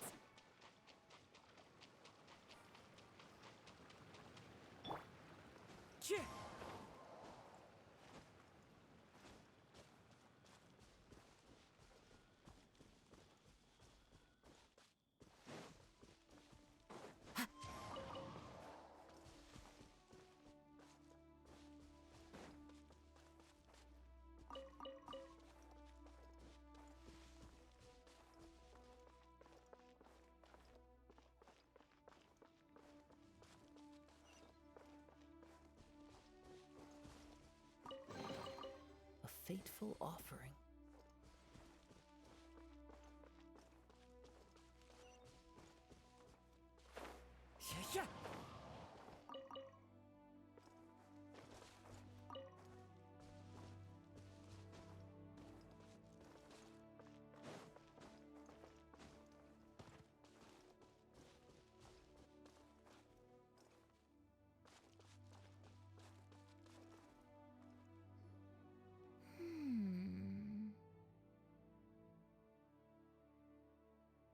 I don't remember this place at all. I don't think I've ever been here before. Still, I was thinking, this place feels perfect for a game of hide and seek. Huh? Why a game of hide and seek? I'm not sure. Maybe it's because I used to play that game a lot with Shuyu when she was younger. I don't remember playing it that much. Are you sure about that, Granny? We only played a few times, and we stopped once we realized I was no good at the whole seeking part. Ah, is that so? Then I must be mistaken. Not here then. Let's try somewhere else.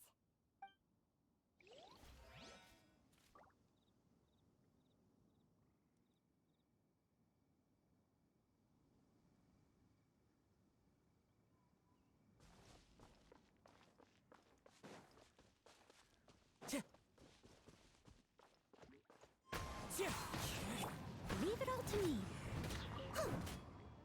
May I present?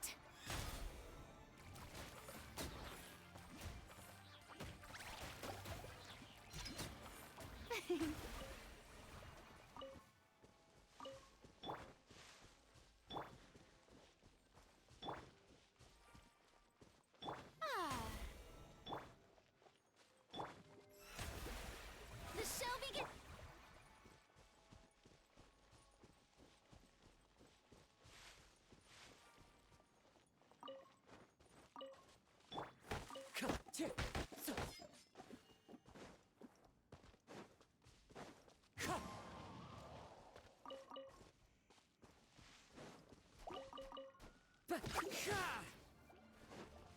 Into the wind.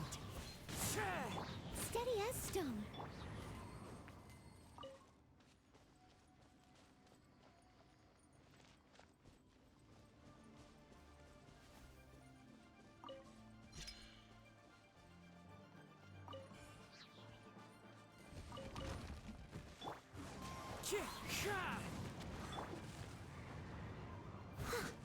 Leave it all to me.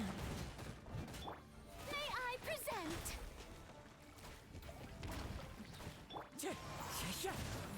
Fire hazard!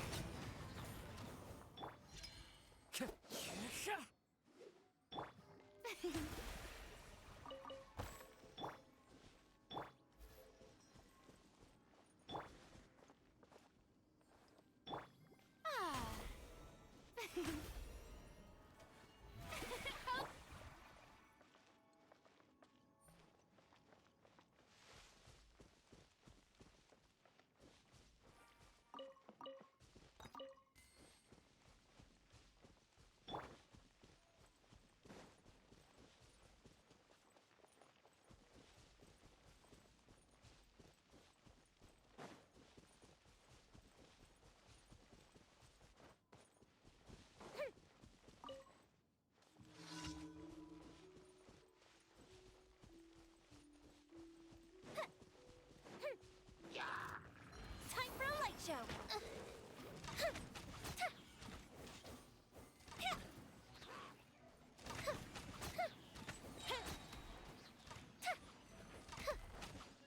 I must leave no stone unturned.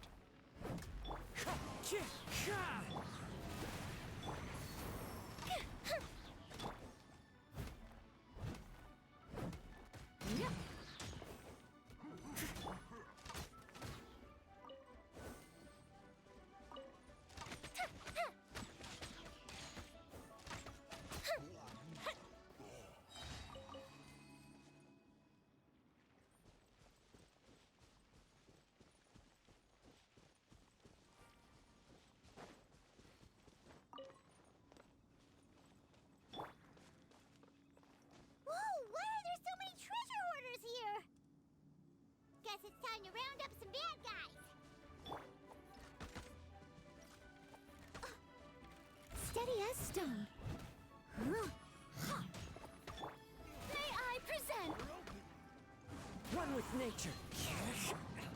The fuse is lit! The hunted. Do you remember anything about this place, Granny Wendai? Let me think.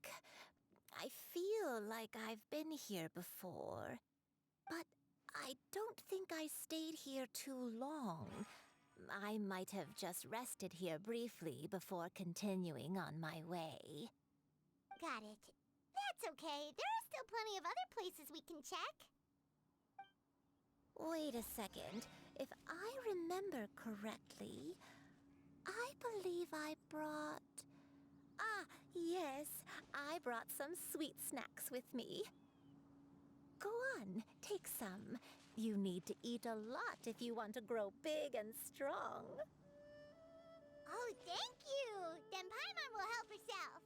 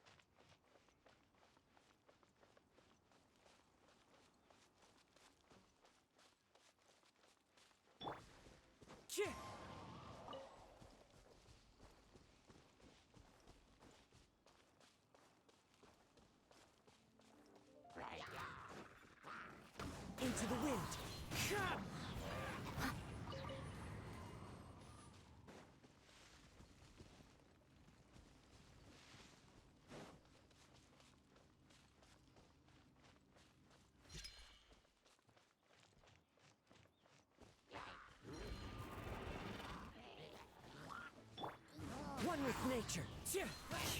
Time to clean up.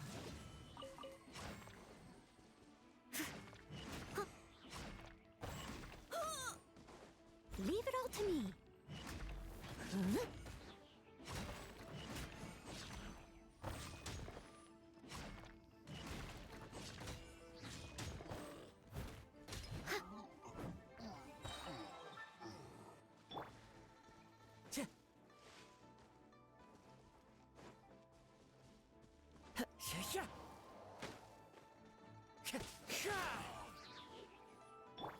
May I present?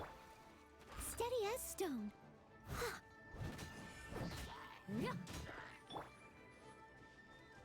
The wind knows me.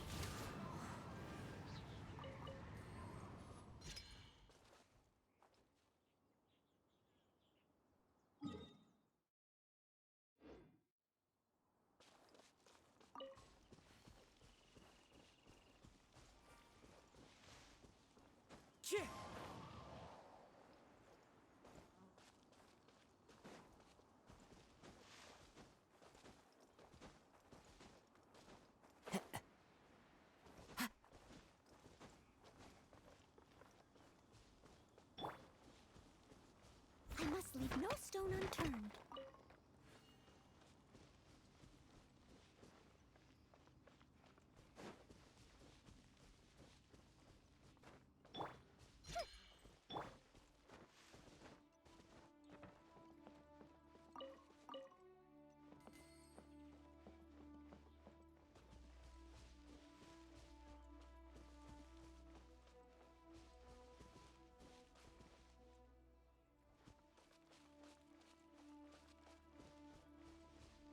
Steady as stone.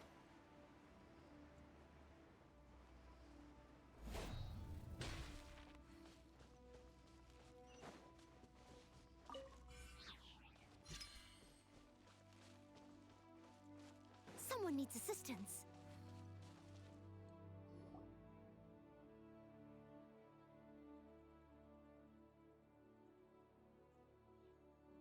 Paimon sees an abandoned house. Why don't we take a break over there? This place. It's...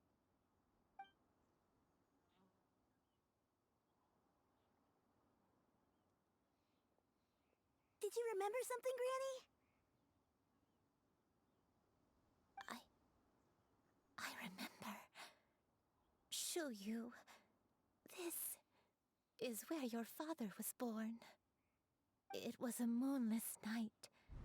I had been injured, so your grandpa was supporting me. We fled together with some being in the fog behind us in hot pursuit. I had exhausted my strength when the labor pains came on, so we took refuge in this house.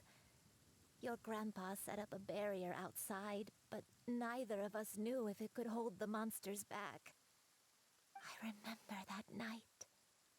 I remember falling to my knees, reciting a prayer over and over. I alone am the source of this sin. Punish me as you wish for forsaking my oath, but spare my innocent child. Sin? Oath? Did you do something wrong? I don't know. I don't remember. I only remember praying in the darkness with all my strength until the sun finally rose again and the fog cleared out.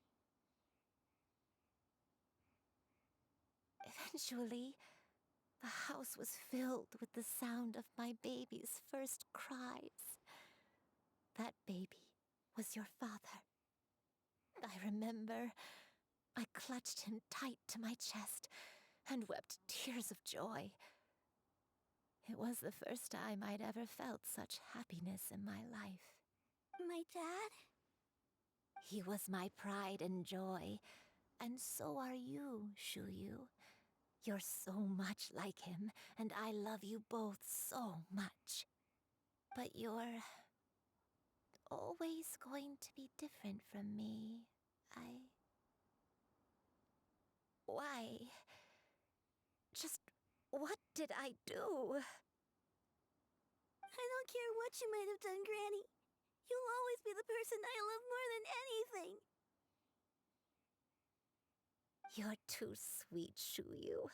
I'm lucky to have you with me. If not for you, I would not have had the courage to come here, to try to remember what I had forgotten. All right. Let's not stand around any longer. There's one place left, yes? Let's go take a look.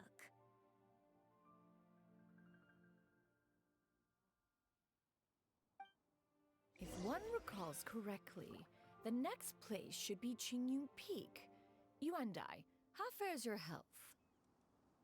I may be a bit slow, but I'll do my best to keep up. I'm sorry to keep everyone waiting.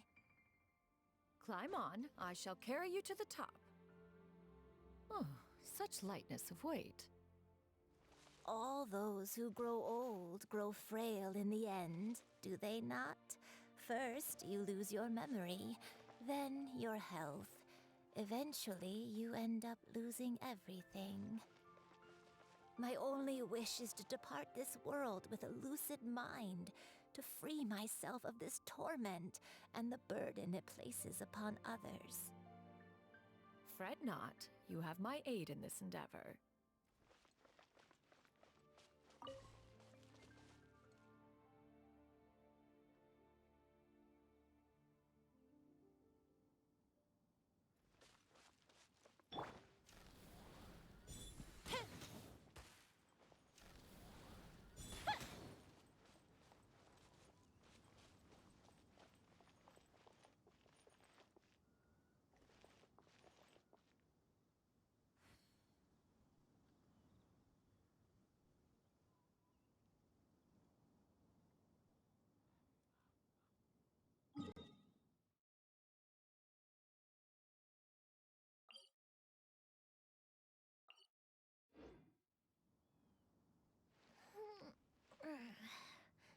Whew!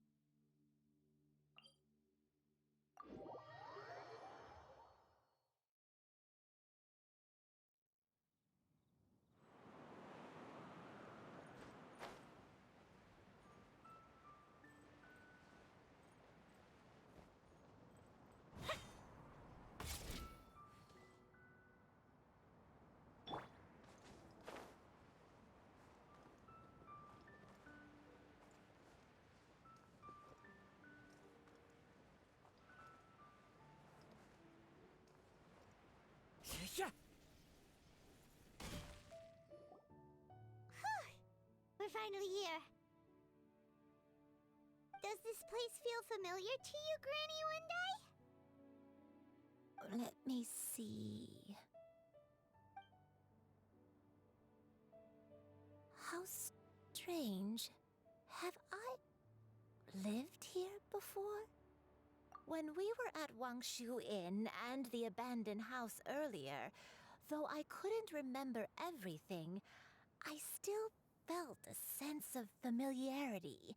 I could easily picture myself in those places. But here, I don't have that feeling. Perhaps I did come here in the past, but it just didn't leave a strong impression on me. But did the stories get it wrong then? Yeah, that's true. But they're also the only thing we have to go off of. Paimon was hoping this place would jog Granny Uendai's memory just like the others. I'm sorry to disappoint you two. It's all right. We're not going to give up yet. We'll figure something else out. Just you wait. Thank you. If only I could remember. Huh? That way. What's that mountain? Oh, let Paimon look! Huh? Isn't that Mount Outsang? Looks like we've come full circle. Mount Outsang. Mount Outsang. Granny, are you okay? Don't push yourself, Granny. It's okay if you can't remember. You shouldn't do something that makes you sad. Mount Outsang, What am I really? Mount Outsang holds some familiarity to you? It does, but I can't go back. Are you feeling unwell? My head, it feels all heavy and dizzy. What is wrong with me? Cloud... Miss Xianyun, is there anything you can do? Let us go to Mount Outsang. But... Fret not, all will be well. You and you have already given more than enough to the pursuit of this endeavor. You may leave the rest to me. I've prepared something that can aid you in suppressing the fear in your heart and restoring your lost memories. It currently resides at Mount Outsang. Wait, really? When did you do that? I never leave anything to chance. All will reveal itself when we arrive.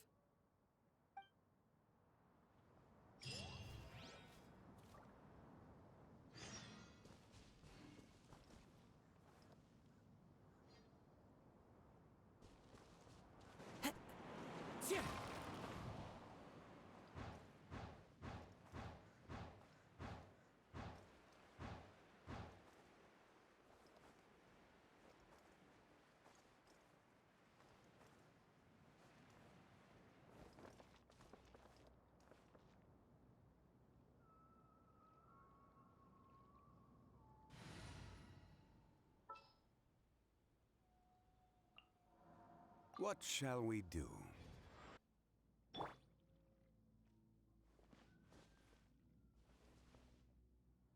Crumble!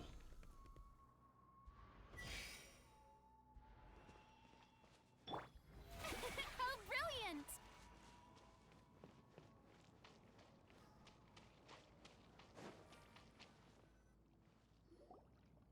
Come on, just tell Paimon already! What's this thing you've prepared?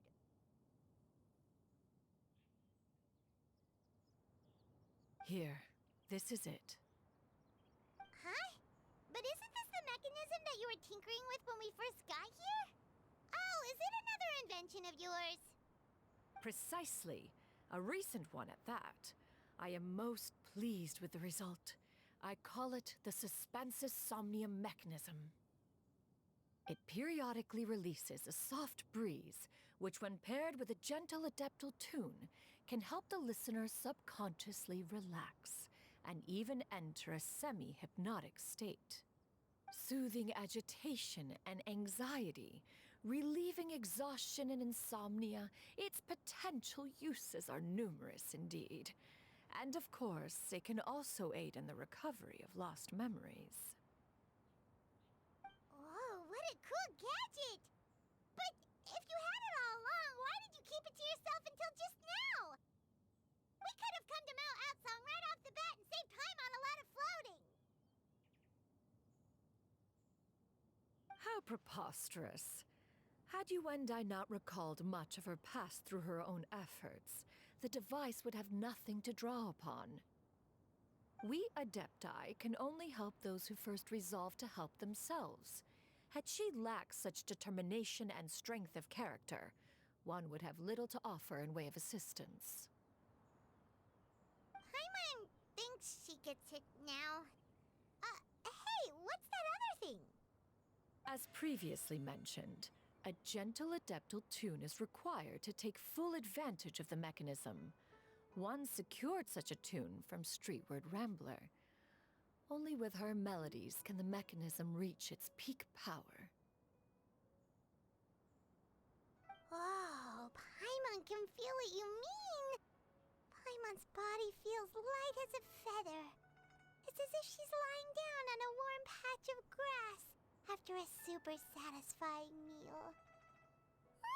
And you, Yuendai, is the mechanism helping you to relax?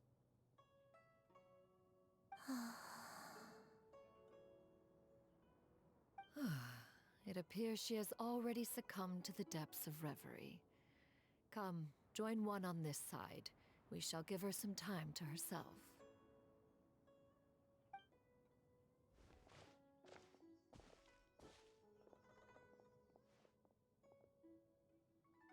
The drought is over. But why do you look like you want to cry? The potion. It's nearly run its course. I've never regretted meeting you. Not even for a second. Please. Please, no.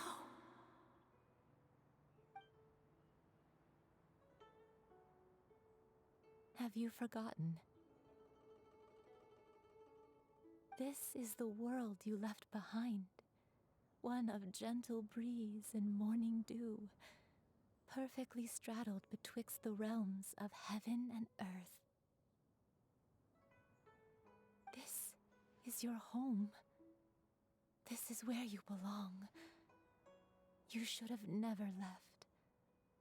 The you of the past, the me from not that long ago. We should have never.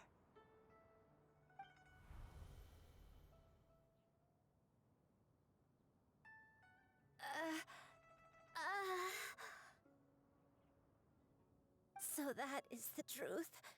No wonder this place is so familiar. Granny!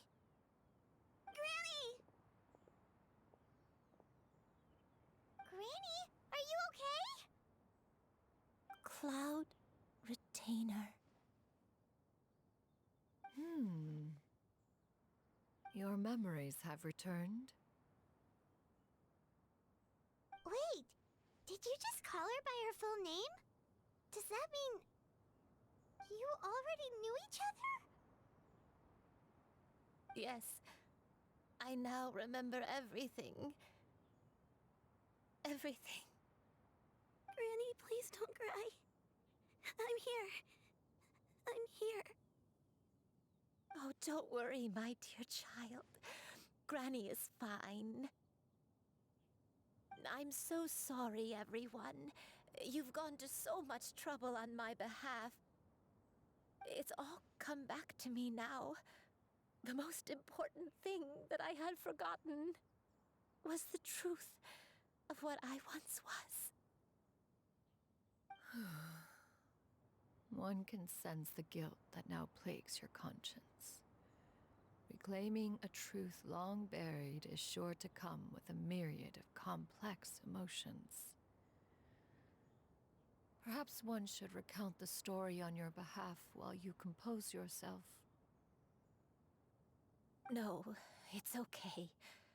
Now that I've remembered, I must face my memories head on. Shuyu, everyone, I cannot thank you enough for all your help. I'm ready to tell you my story, if you're willing to listen. Please, Granny, don't force yourself. What happened in the past doesn't matter. I love you more than anything. Nothing you say can change that. I know, dear child. My feelings for you are exactly the same. It is for this reason that you deserve to know the truth. Some time ago, I made a terrible mistake. One for which I could never atone. Is this the sin that you mentioned in Joyun Karst? What happened? I am, in truth, not a human being, My real form, one that I held for centuries, was that of a wild crane. I spent many, many years living on Mount Outsong, bathing in the soft breeze and drinking the sweet dew of the mountains.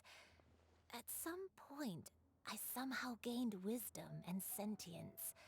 The Lord of the Mountain, Cloud Retainer, became aware of my existence and began to share many stories with me. She even passed on the secret of cultivation to me. Though she never took me on as a formal disciple, I always saw her as my master. Whenever she took out her tools to work on mechanisms or new inventions, I would also stand next to her and watch. I even contemplated completing my training and becoming an adeptus in my own right. I followed her teachings, and time gradually passed us by. Until that fateful day 50 years ago. 50 years ago? That's right. Master regaled me with many stories of her past deeds. From them, I learned how she had saved people from a similar crisis in the past. She was the one I looked up to the most. More than anything, I dreamt of becoming an adeptus like her. I wanted to travel the land like she had, relieving suffering wherever I went. But I was still far from being a real adeptus. I possessed no ability to take on human form and fit in with the crowd. Once she learned of my desires, Master prepared a special dose of human mimicry potion for me.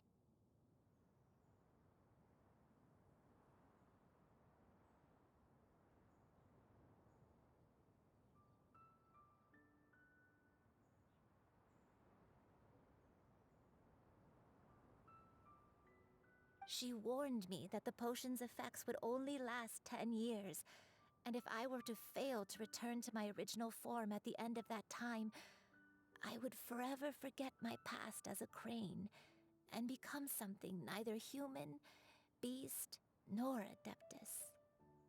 Oh no. So that was the source of your dementia all along. Was it because of Grandpa? Indeed, I fell in love. Though he was human, he had spent his entire life training on Mount Tianheng. When we met, it was not only my first foray into the world below, but his as well. Although clumsy and impulsive as he was, you'd think he was the real strange bird among the two of us. But still, just like me, he cared deeply about the world and wanted, more than anything, to cleanse it of all pain and suffering. I could not help but fall for him. But my time continued to tick away. Those 10 years passed by in a flash. Yet I did not want to leave his side, so I... Oh no, what happened next? I committed an offense. I wanted to stay with him, even if it meant living a life full of pain and suffering, even if it meant that I would eventually turn into a monstrosity. I knew I had betrayed Master's hopes, but I was too ashamed to face her. So I wrote her a long letter instead and asked someone to leave it outside her abode. I was convinced that she would not support my decision, and I lacked the courage to speak to her face to face. In my shame, I fled and tried to hide from the world, such that no one would be able to find me again. But that was only the beginning of my troubles. I began to suffer from a strange illness. My memories became hazy and confused, and I could no longer keep myself awake. I understood that my pain was caused by my refusal to return to the life I was fated to lead. Along with my memories as a crane, I soon forgot the true cause of my suffering as well. I knew only that I had committed a sin. All I could do was pray for forgiveness, even if I had long forgotten what needed to be forgiven. Looking back, I was beyond lucky to have come across that traveling merchant at Wangshu Inn. It was such a fortunate coincidence that we were there at the same time. If it weren't for those soul-revitalizing tea pills, I probably would have... Granny, what's wrong? Coincidence? Why did I ever think it was a coincidence? Tea pills concocted using the blood of an adeptus? No, it couldn't be. Master, don't tell me. Back then, that merchant was actually... Human custom would dictate the conferral of gifts to be in order when one's progeny is wedded, would it not? Consider the pills a symbol of one's best wishes. So when I tried to conceal my name and mistakes from the world and hide myself away in perpetuity, the only person I managed to deceive was myself. You knew where I was all along. One still remembers when you were but a fledgling. You possessed a certain fondness for a particular game. You would hide yourself among a group of wild cranes and ask one to pick you out from among the flock.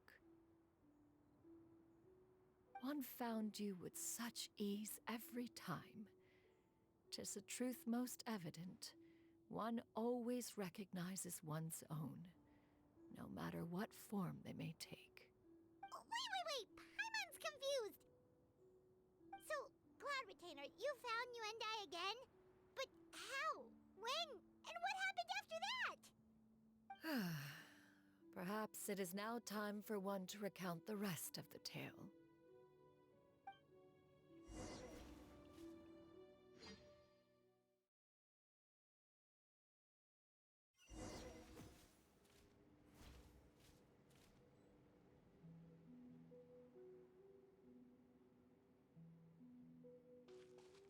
One was furious upon receiving your letter.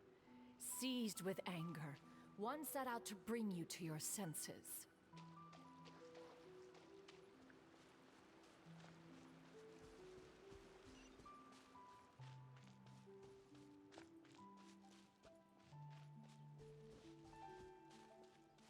Yeah!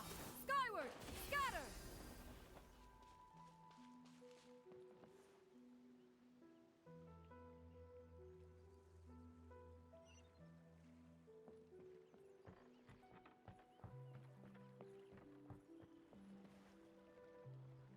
In truth, one had more than a few misgivings about your chosen partner. As an exorcist, his talent was lacking. One could hardly say his skill with sigils was any better. But soon, one came to appreciate the devotion he bestowed upon you during your illness. He never uttered a complaint and rarely left your side. Unwilling to begrudge someone of such character, one decided to overlook his aforementioned deficiencies, glaring though they may have been. Wishing to grant you a life without regrets, one gathered many divine ingredients and used one's own blood to create a form of medicine.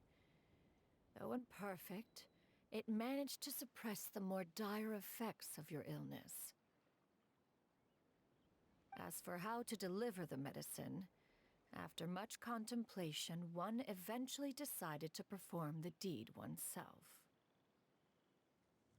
One took great care to alter one's features and select the appropriate attire. Only after meticulous scrutiny did one finally set out for Wangshu Inn.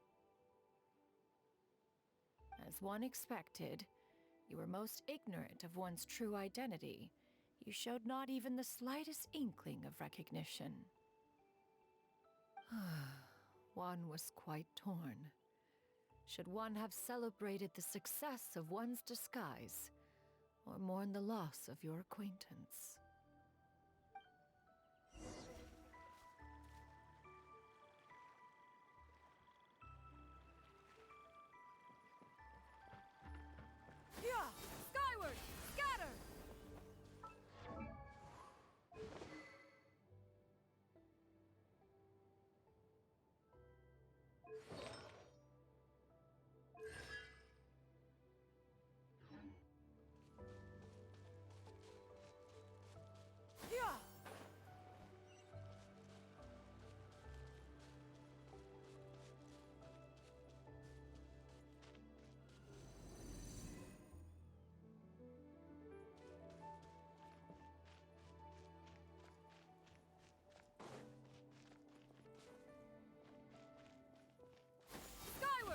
Nevertheless, one would speak to you about another matter, if you are amenable. Even considering your loss of memory, one was simply flabbergasted that you could so easily forget the consequences of consuming medicine infused with Adeptal blood.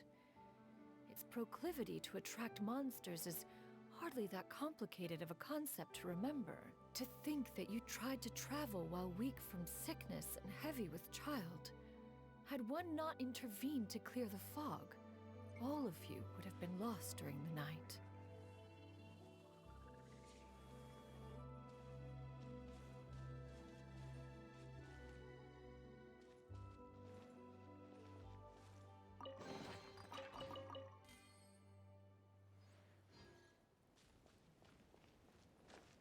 Yeah! Skyward!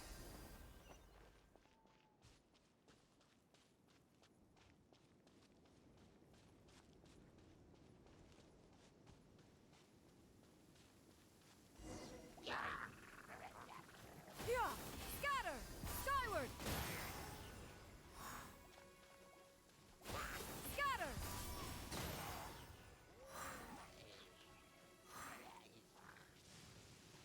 Yeah! Scatter! Skyward! Seize the skies!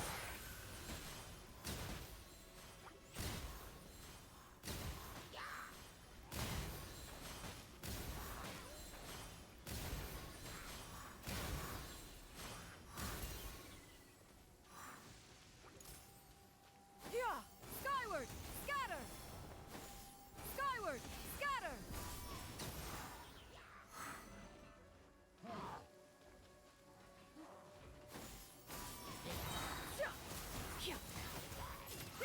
Make way for the Adeptus!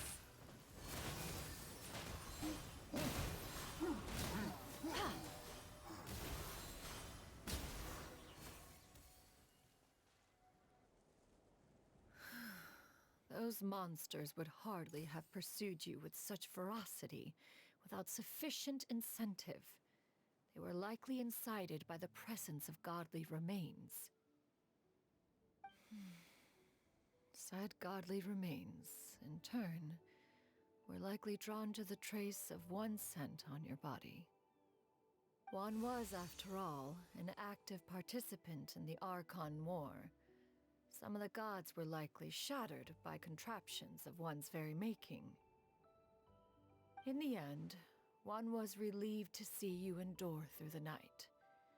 At the break of dawn, one heard an infant's cry pierce through the air, and one saw you carefully cradle the child to your chest. Although certain mortal matters remain foreign to me, one could not help but be moved by your joy. To see you happy, that was more than enough.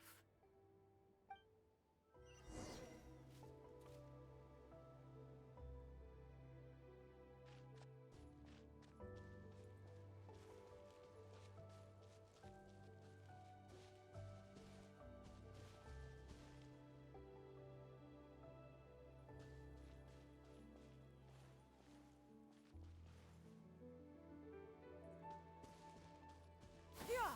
Scatter!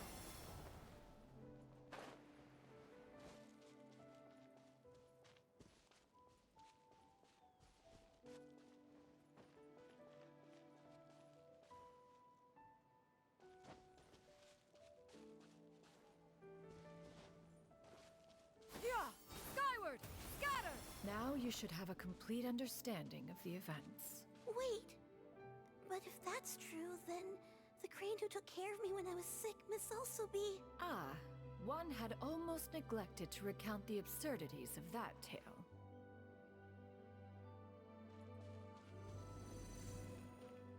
Yeah! Skyward! Scatter!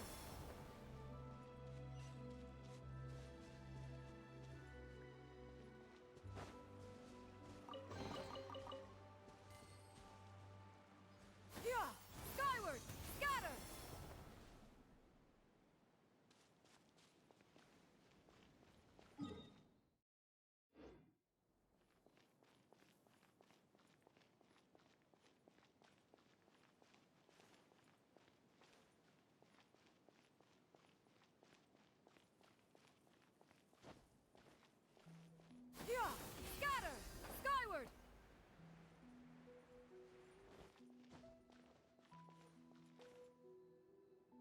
Just as you and I troubled one with her antics, so did you give one many a headache. Upon finding you burning with fever, one made plans to bring you back to one's abode for treatment. However, upon seeing one's form, you began to cry, refusing to get on one's back. When one asked you why, apparently you believed that one could not possibly be a true Adeptus because all illuminated cranes are white from tip to toe. One had no choice but to apply powder to one's body to conceal the variegated nature of one's appearance. You became more than amenable enough when one stood before you devoid of any other coloring. It bears mentioning, however, that as a crane, Yuandai was nearly entirely pure white in color. Though you had never encountered her in that form, you still recognized the essence of her being. Perhaps fate brought you two together in more ways than one.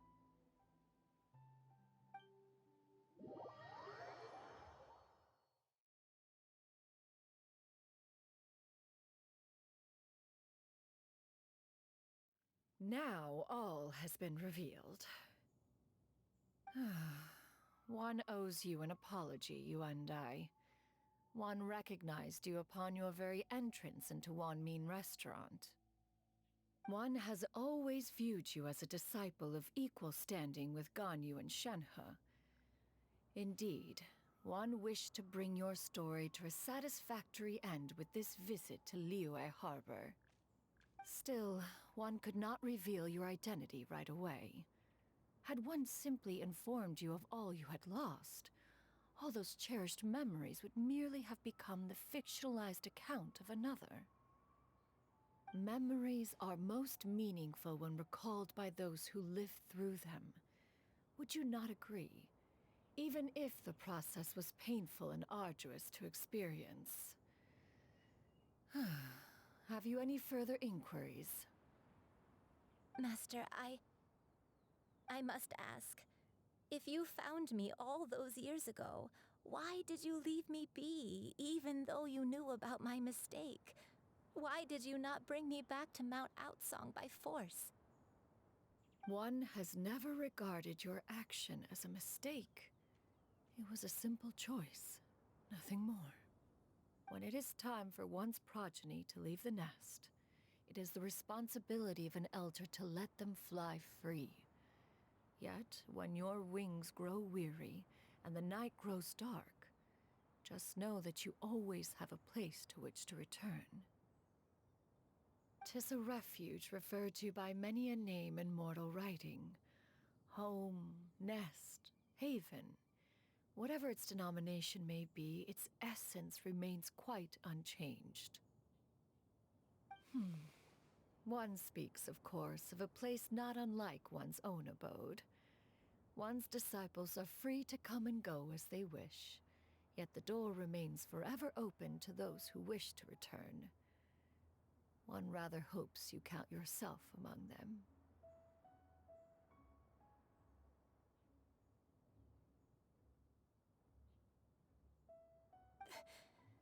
Thank you.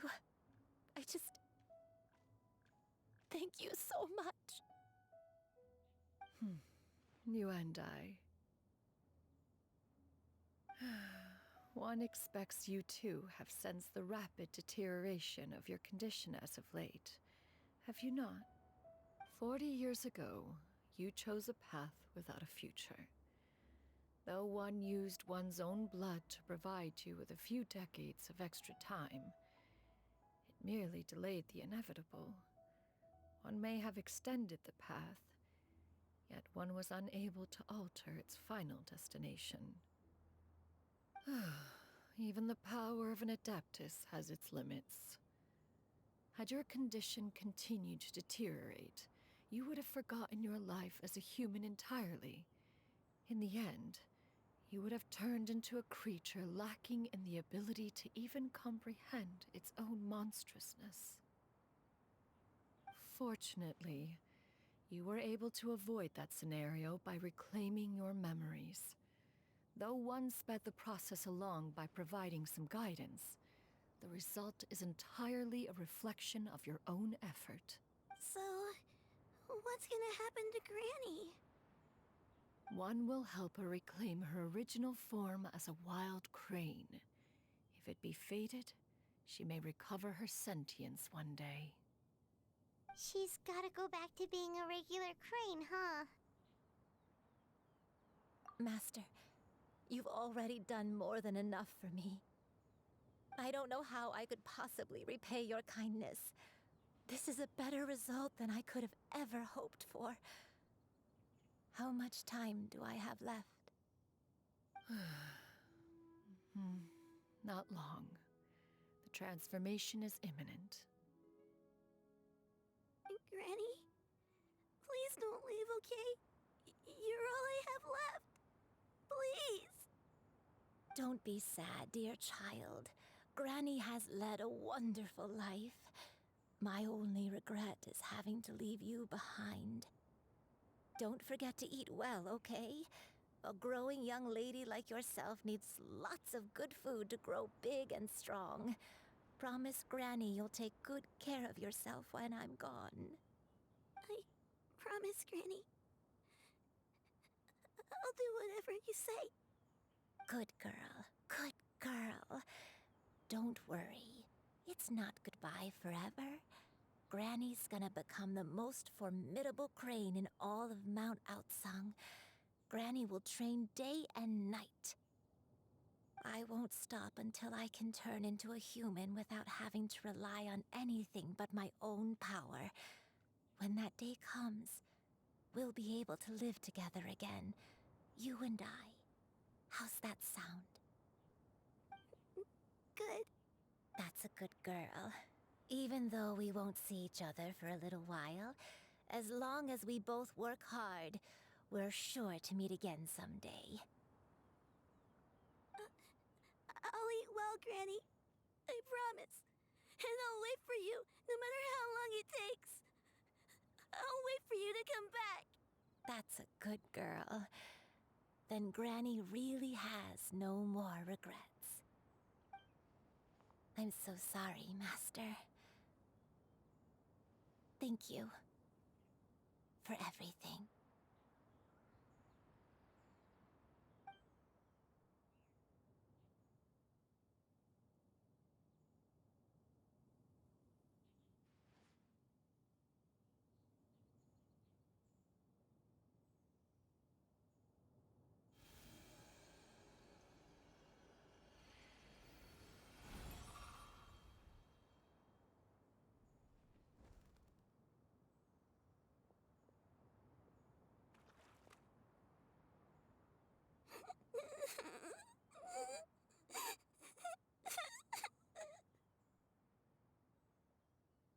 Shiryu.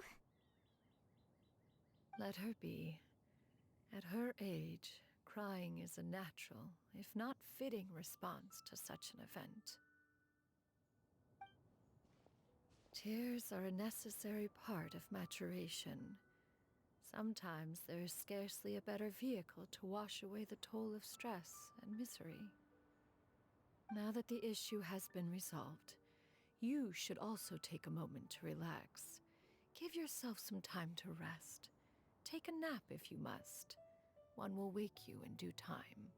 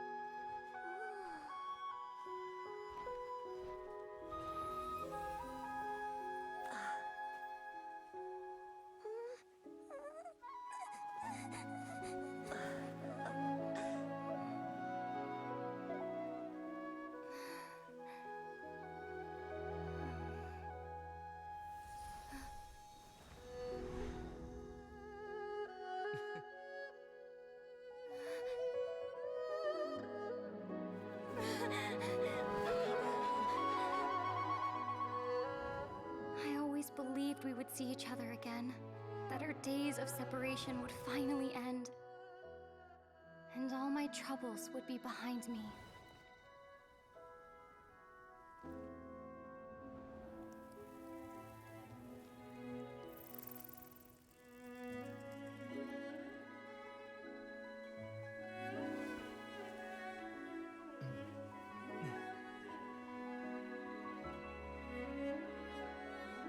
If only things could stay this way forever.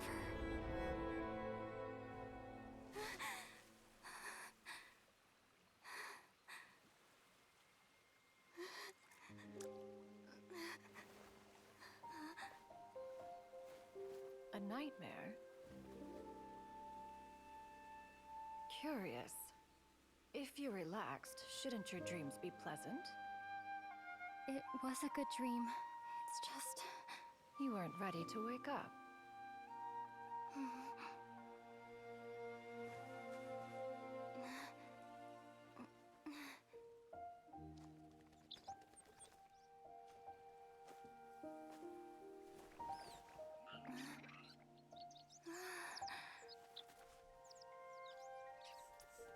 Eloquent as one may be, words of comfort are not one's strong suit.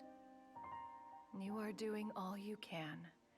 One can see your strength of will, your fearlessness in the face of danger. And so, whatever your dream may be, one believes that you shall achieve it.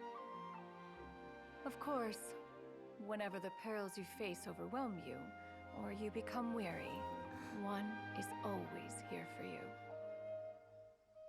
After all, as an elder, it is only right to look out for the young ones.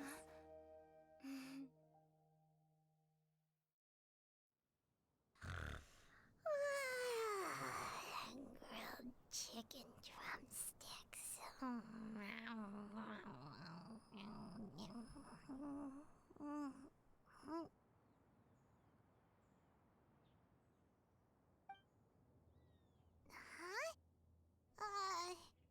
Was Paimon sleeping just now?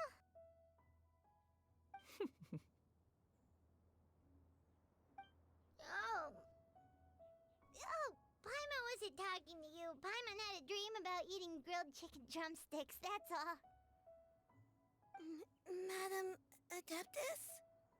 Oh, Shuyu, you're awake. How do you feel? I feel a little better. Thanks. I know I'll see Granny again someday, so I don't feel so sad anymore.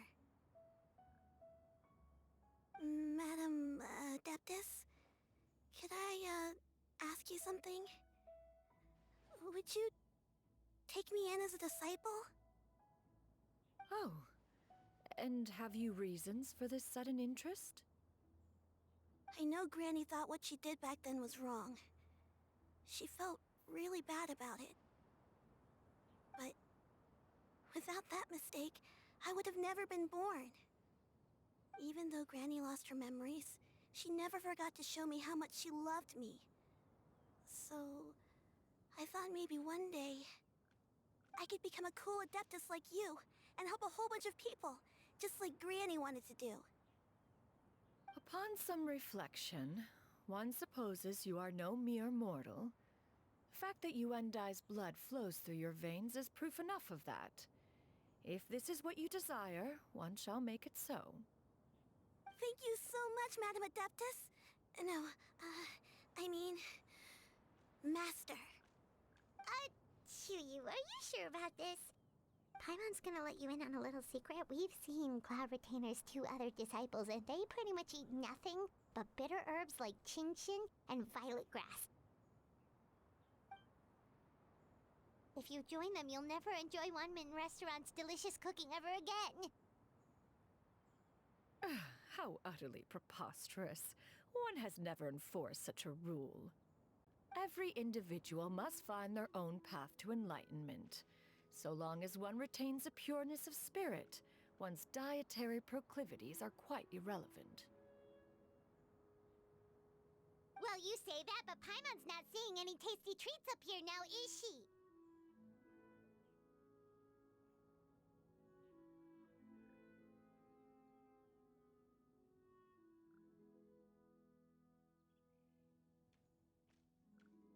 Although Mount Outsong is rich in natural beauty, its location does preclude access to certain finer mortal comforts. That is precisely why one plans to relocate to Liyue Harbor. Shu Yu shall have the honor of becoming one's first disciple in the human world. Whoa! You're leaving Mount Outsong? One has never concerned oneself with the location of one's residence. From the very beginning, one has sought only solace and peace. Yet in the end, all of one's disciples ended up in Liyue Harbor. Ganyu, Shenhe, Yuandai, they all chose a life among the mortal world. One has reflected on this fact for many years now. One can only assume that it is due to some failing on one's part as an elder or master. A failing, perhaps, of recognizing what it was they truly wanted. One is most curious as to what aspect of Liyue Harbor could have enticed them to remain there. One could hardly offer an opinion on the matter, but perhaps some time in the harbor will prove instructive. Why are you all so silent? Paimon is, just a bit shocked, that's all. So, does this mean we can grab a meal together in Liyue Harbor sometime? One has precious little time to squander. However, if one finds oneself otherwise unoccupied, one would not be opposed to the idea. One will be assuming the identity of a human while residing in Liyue Harbor. You should take care to avoid disclosing one's true identity. Don't worry, we'll help you keep it a secret.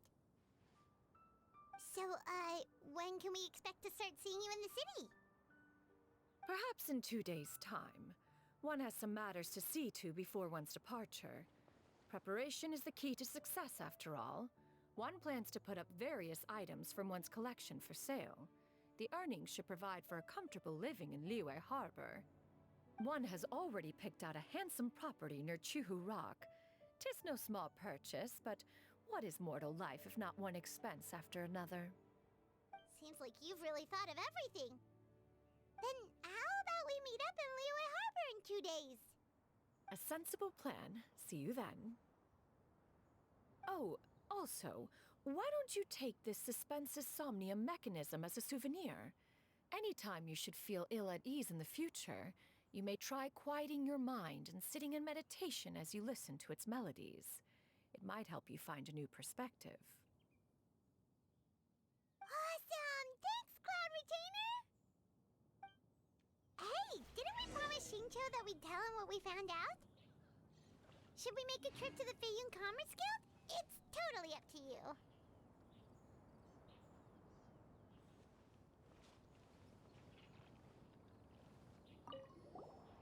So, about your move to Liyue Harbor, you gonna tell the other Adepti about it? I have left an explanatory note in my abode. Those 2 old fossils will discover it, I am sure, should they come seeking my company. Considering their recent penchant for going off on private escapades, however, I find myself caring little for how they shall receive this news.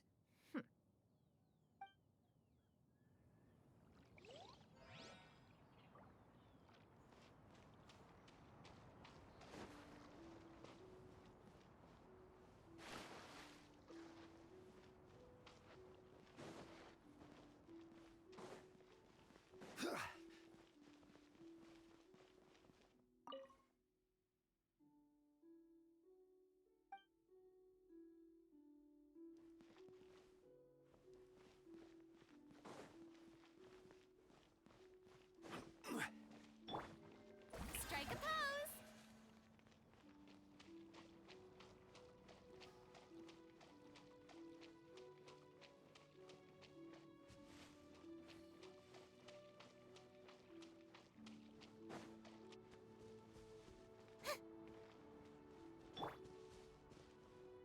Quake!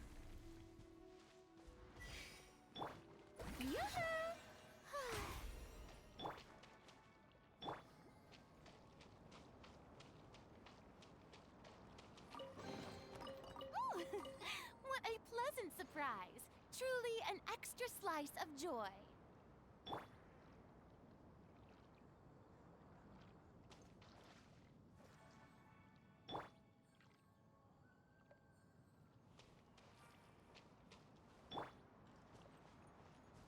Time for a light show.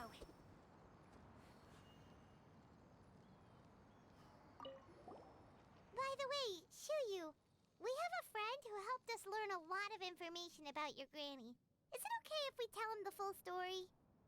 Sure, I don't think Granny would mind, as long as you don't tell a whole bunch of people. I don't think she'd want too many people to know. They might go to Mount Outsong and start bugging her about it. Granny needs to focus on her training, you know? But telling a friend or two is probably fine. No worries, our friend can keep a secret.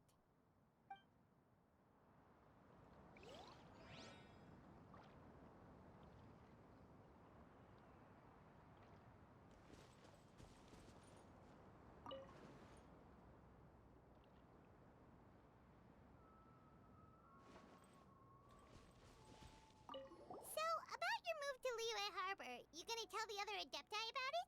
I have left an explanatory note in my abode. Those considering their recent penchant for going off on private escapades, however, I find myself caring little for how they shall receive this news.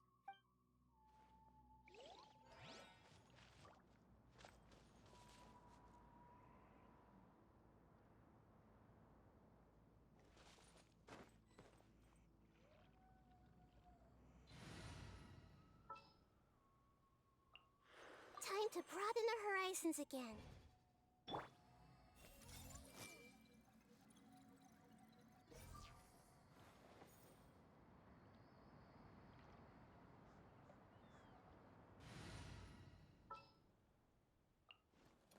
Oh, how exciting!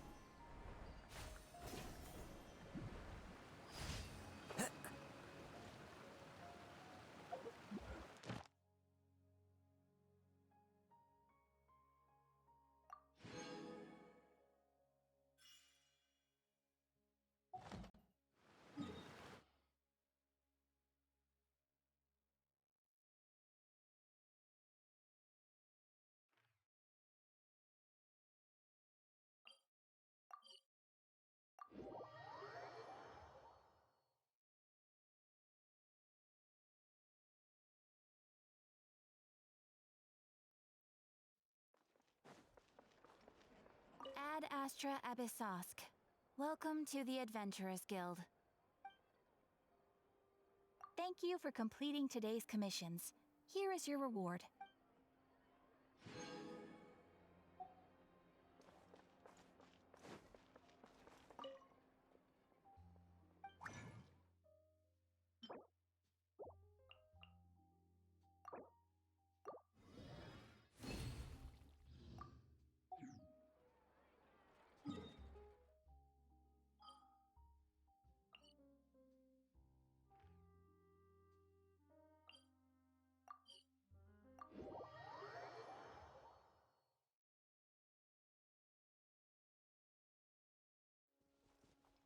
Time to go. Yeah.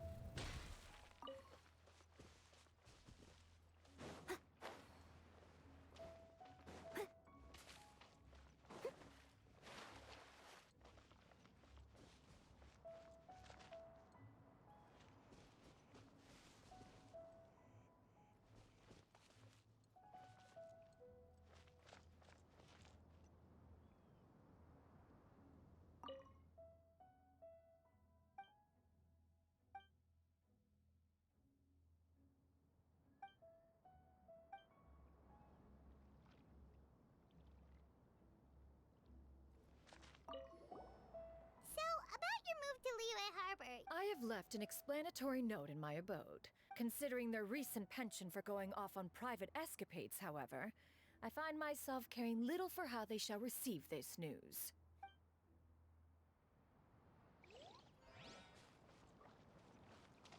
I must leave no stone unturned.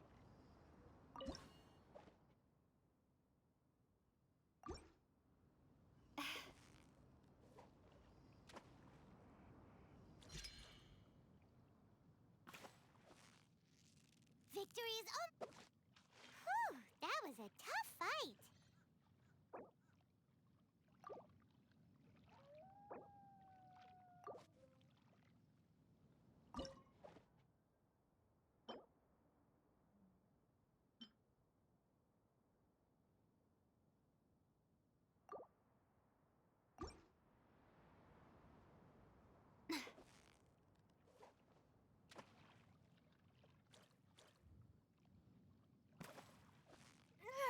You've got it.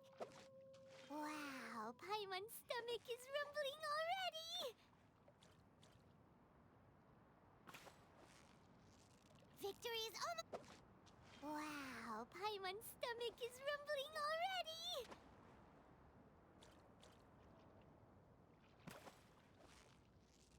Yeah. Whew, that was a tough fight.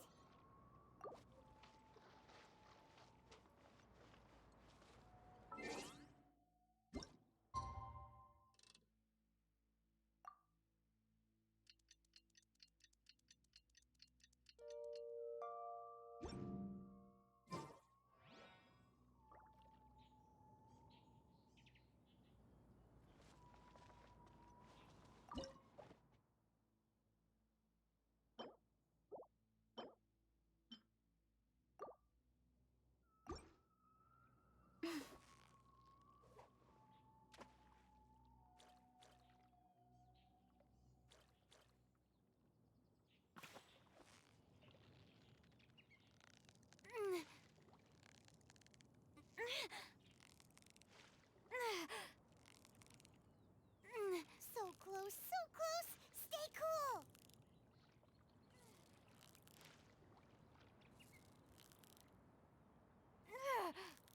Wow, Paimon's stomach is rumbling already.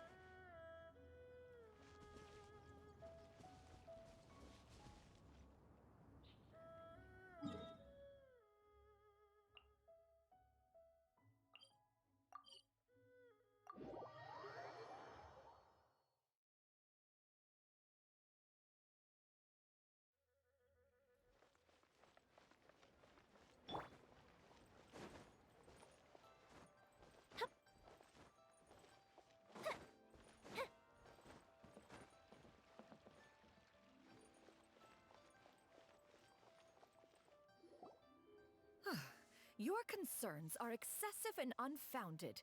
This is but a simple collection of ordinary valuables. Such intense scrutiny is hardly necessary. To be quite honest, your insistence on that fact is my primary cause for concern.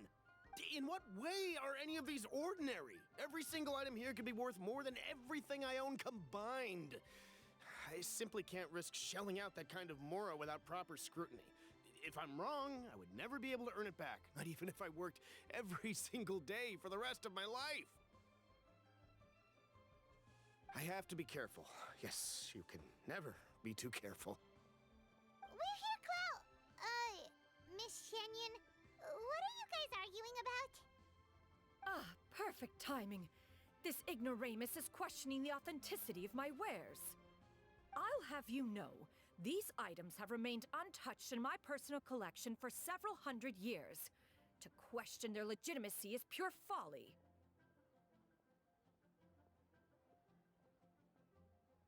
Several hundred years?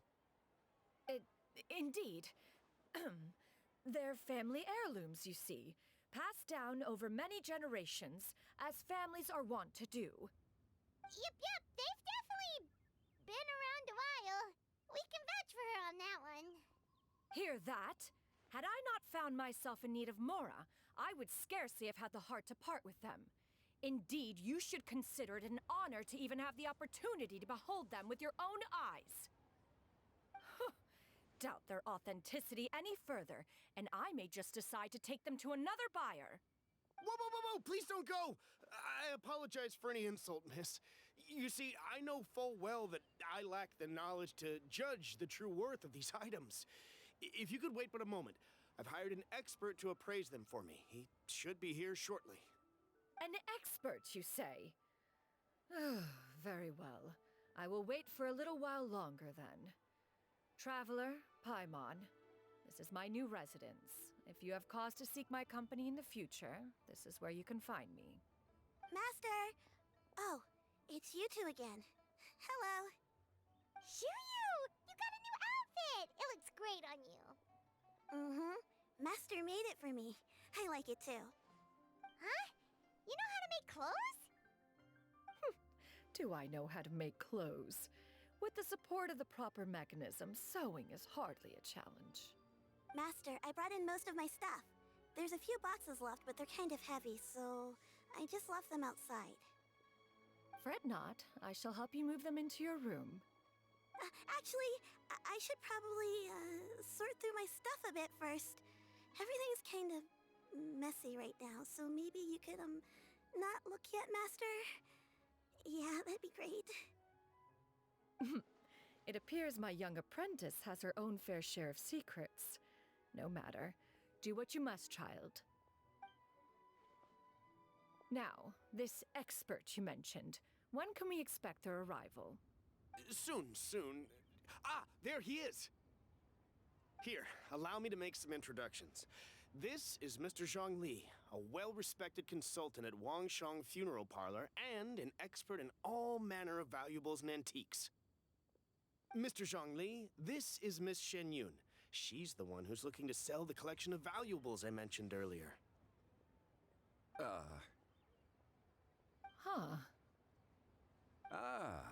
If it isn't Miss Shenyun. It has been quite some time since our last meeting. What a serendipitous reunion. Indeed, most serendipitous. Have you been faring well as of late, Mr. Zhongli? Quite well, thank you. I was fortunate enough over the past few days to enjoy both a stroll in the mountains and a fresh brew of tea from the most recent harvest. The experiences left me with such insight and peace. So you two are already acquainted? Indeed. How fortunate we are that fate has brought us together again. If you are otherwise unaware, allow me to inform you that Miss Shenyun is a well-regarded collector and appraiser. She is well-versed in all fields, and oft-celebrated for her impeccable taste. You stand to gain much from this opportunity. You are too kind, Mr. Zhongli. True collectors pride themselves on their wealth of knowledge and eye for detail. I can say without a doubt that you are foremost in that regard. Why, you flatter me, Miss Shenyun. It would seem that you are as self-effacing as ever. Not at all, Mr. Zhongli. Not at all.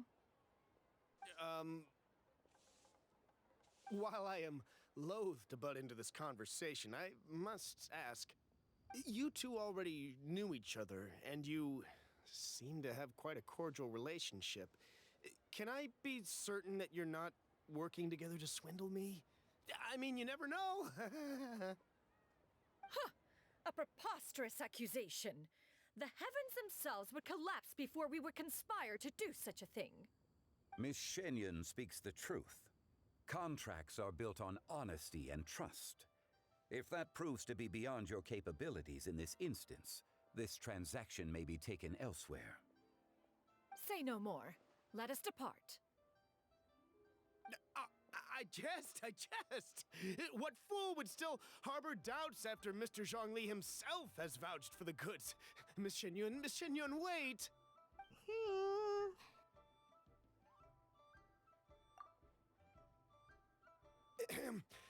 I deeply apologize for doubting you. So, Mr. Zhongli, could you please give me a final verdict on the value of these items? There is no cause for concern. They are indeed rare and precious valuables. Take this mechanism, for instance. Though one may not immediately perceive its purpose, its structure and appearance are exquisite enough to merit it a place in any fine home. The same can be said for this one here. Few could hope to possess an item that so perfectly blends mechanical wonder with geometric grace. I am sure you have heard from your travels that the study of mechanisms is among the most wondrous arts in this world. With that in mind, I earnestly recommend procuring every last item in this collection. All right. Since I hired you as my consultant, Mr. Zhongli, I shall, of course, trust your good opinion. Then, in that case, Miss Shenyun, I'll take the lot. However, since the final sum is quite large, how about we start with an initial deposit through the Northland Bank? The Northland Bank? Huh. Oh, you refer to the fiduciary house. Oh, very well. I fear people only use the term bank nowadays. In that case, I'll be off for now. I'll return to collect the goods once you've received the funds.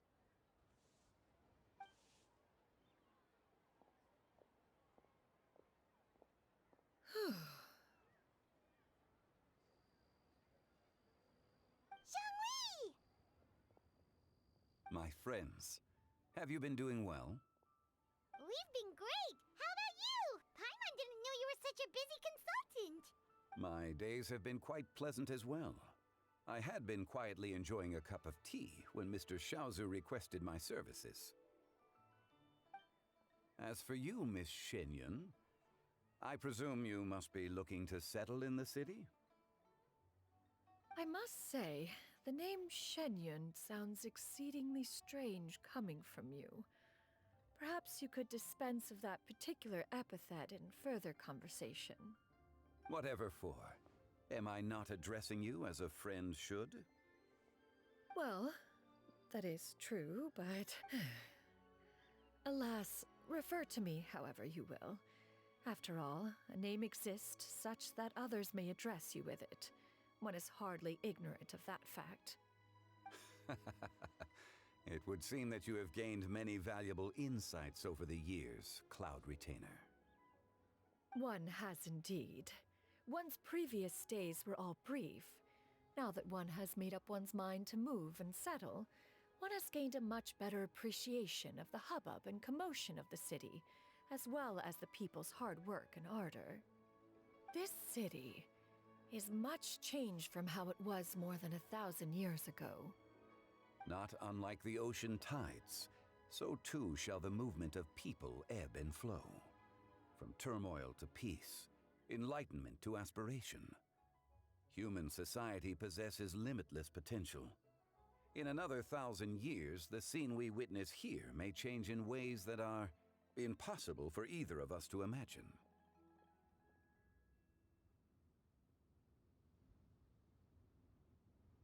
Alright, that's enough reflection for one day. No need to get all sentimental on us. You make a valid point, Paimon.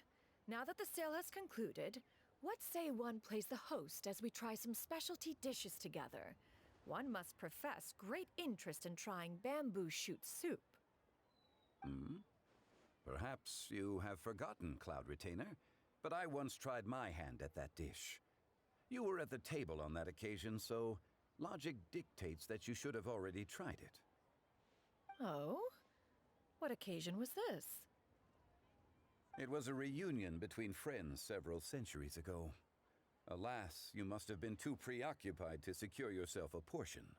Or perhaps our other companions simply availed themselves of faster reflexes on that occasion. Huh! Hardly. 'Twas most certainly out of consideration for the others in attendance.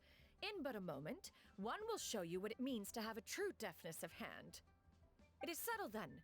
Bamboo shoot soup, mora meat, crab roe tofu, triple-layered consommé. We shall enjoy the lot. One has already passed word to Shenhe and Ganyu to make a reservation. It is prime time for them to meet one's newest disciple. Is that agreeable to everyone? It should be a most splendid occasion.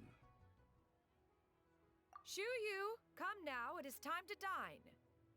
Ah, this gentleman over here is Mr. Zhongli. He is, A humble employee of Wangsheng Funeral Parlor. Pleased to make your acquaintance. Nice to meet you too, Mr. Zhongli. That should be everyone, right? Let's go! Sounds good. Actually, Master, have you ever tried Adeptus' temptation? I heard it's impossible to stop eating after even just one bite. You know, 'cause it's super tempting and stuff. Is that true? That sounds rather implausible. Although with the right preparation, certain dishes can be too delicious to resist. Huh? Why are you all walking so fast? Hey, wait for Paimon! Hey, wait up!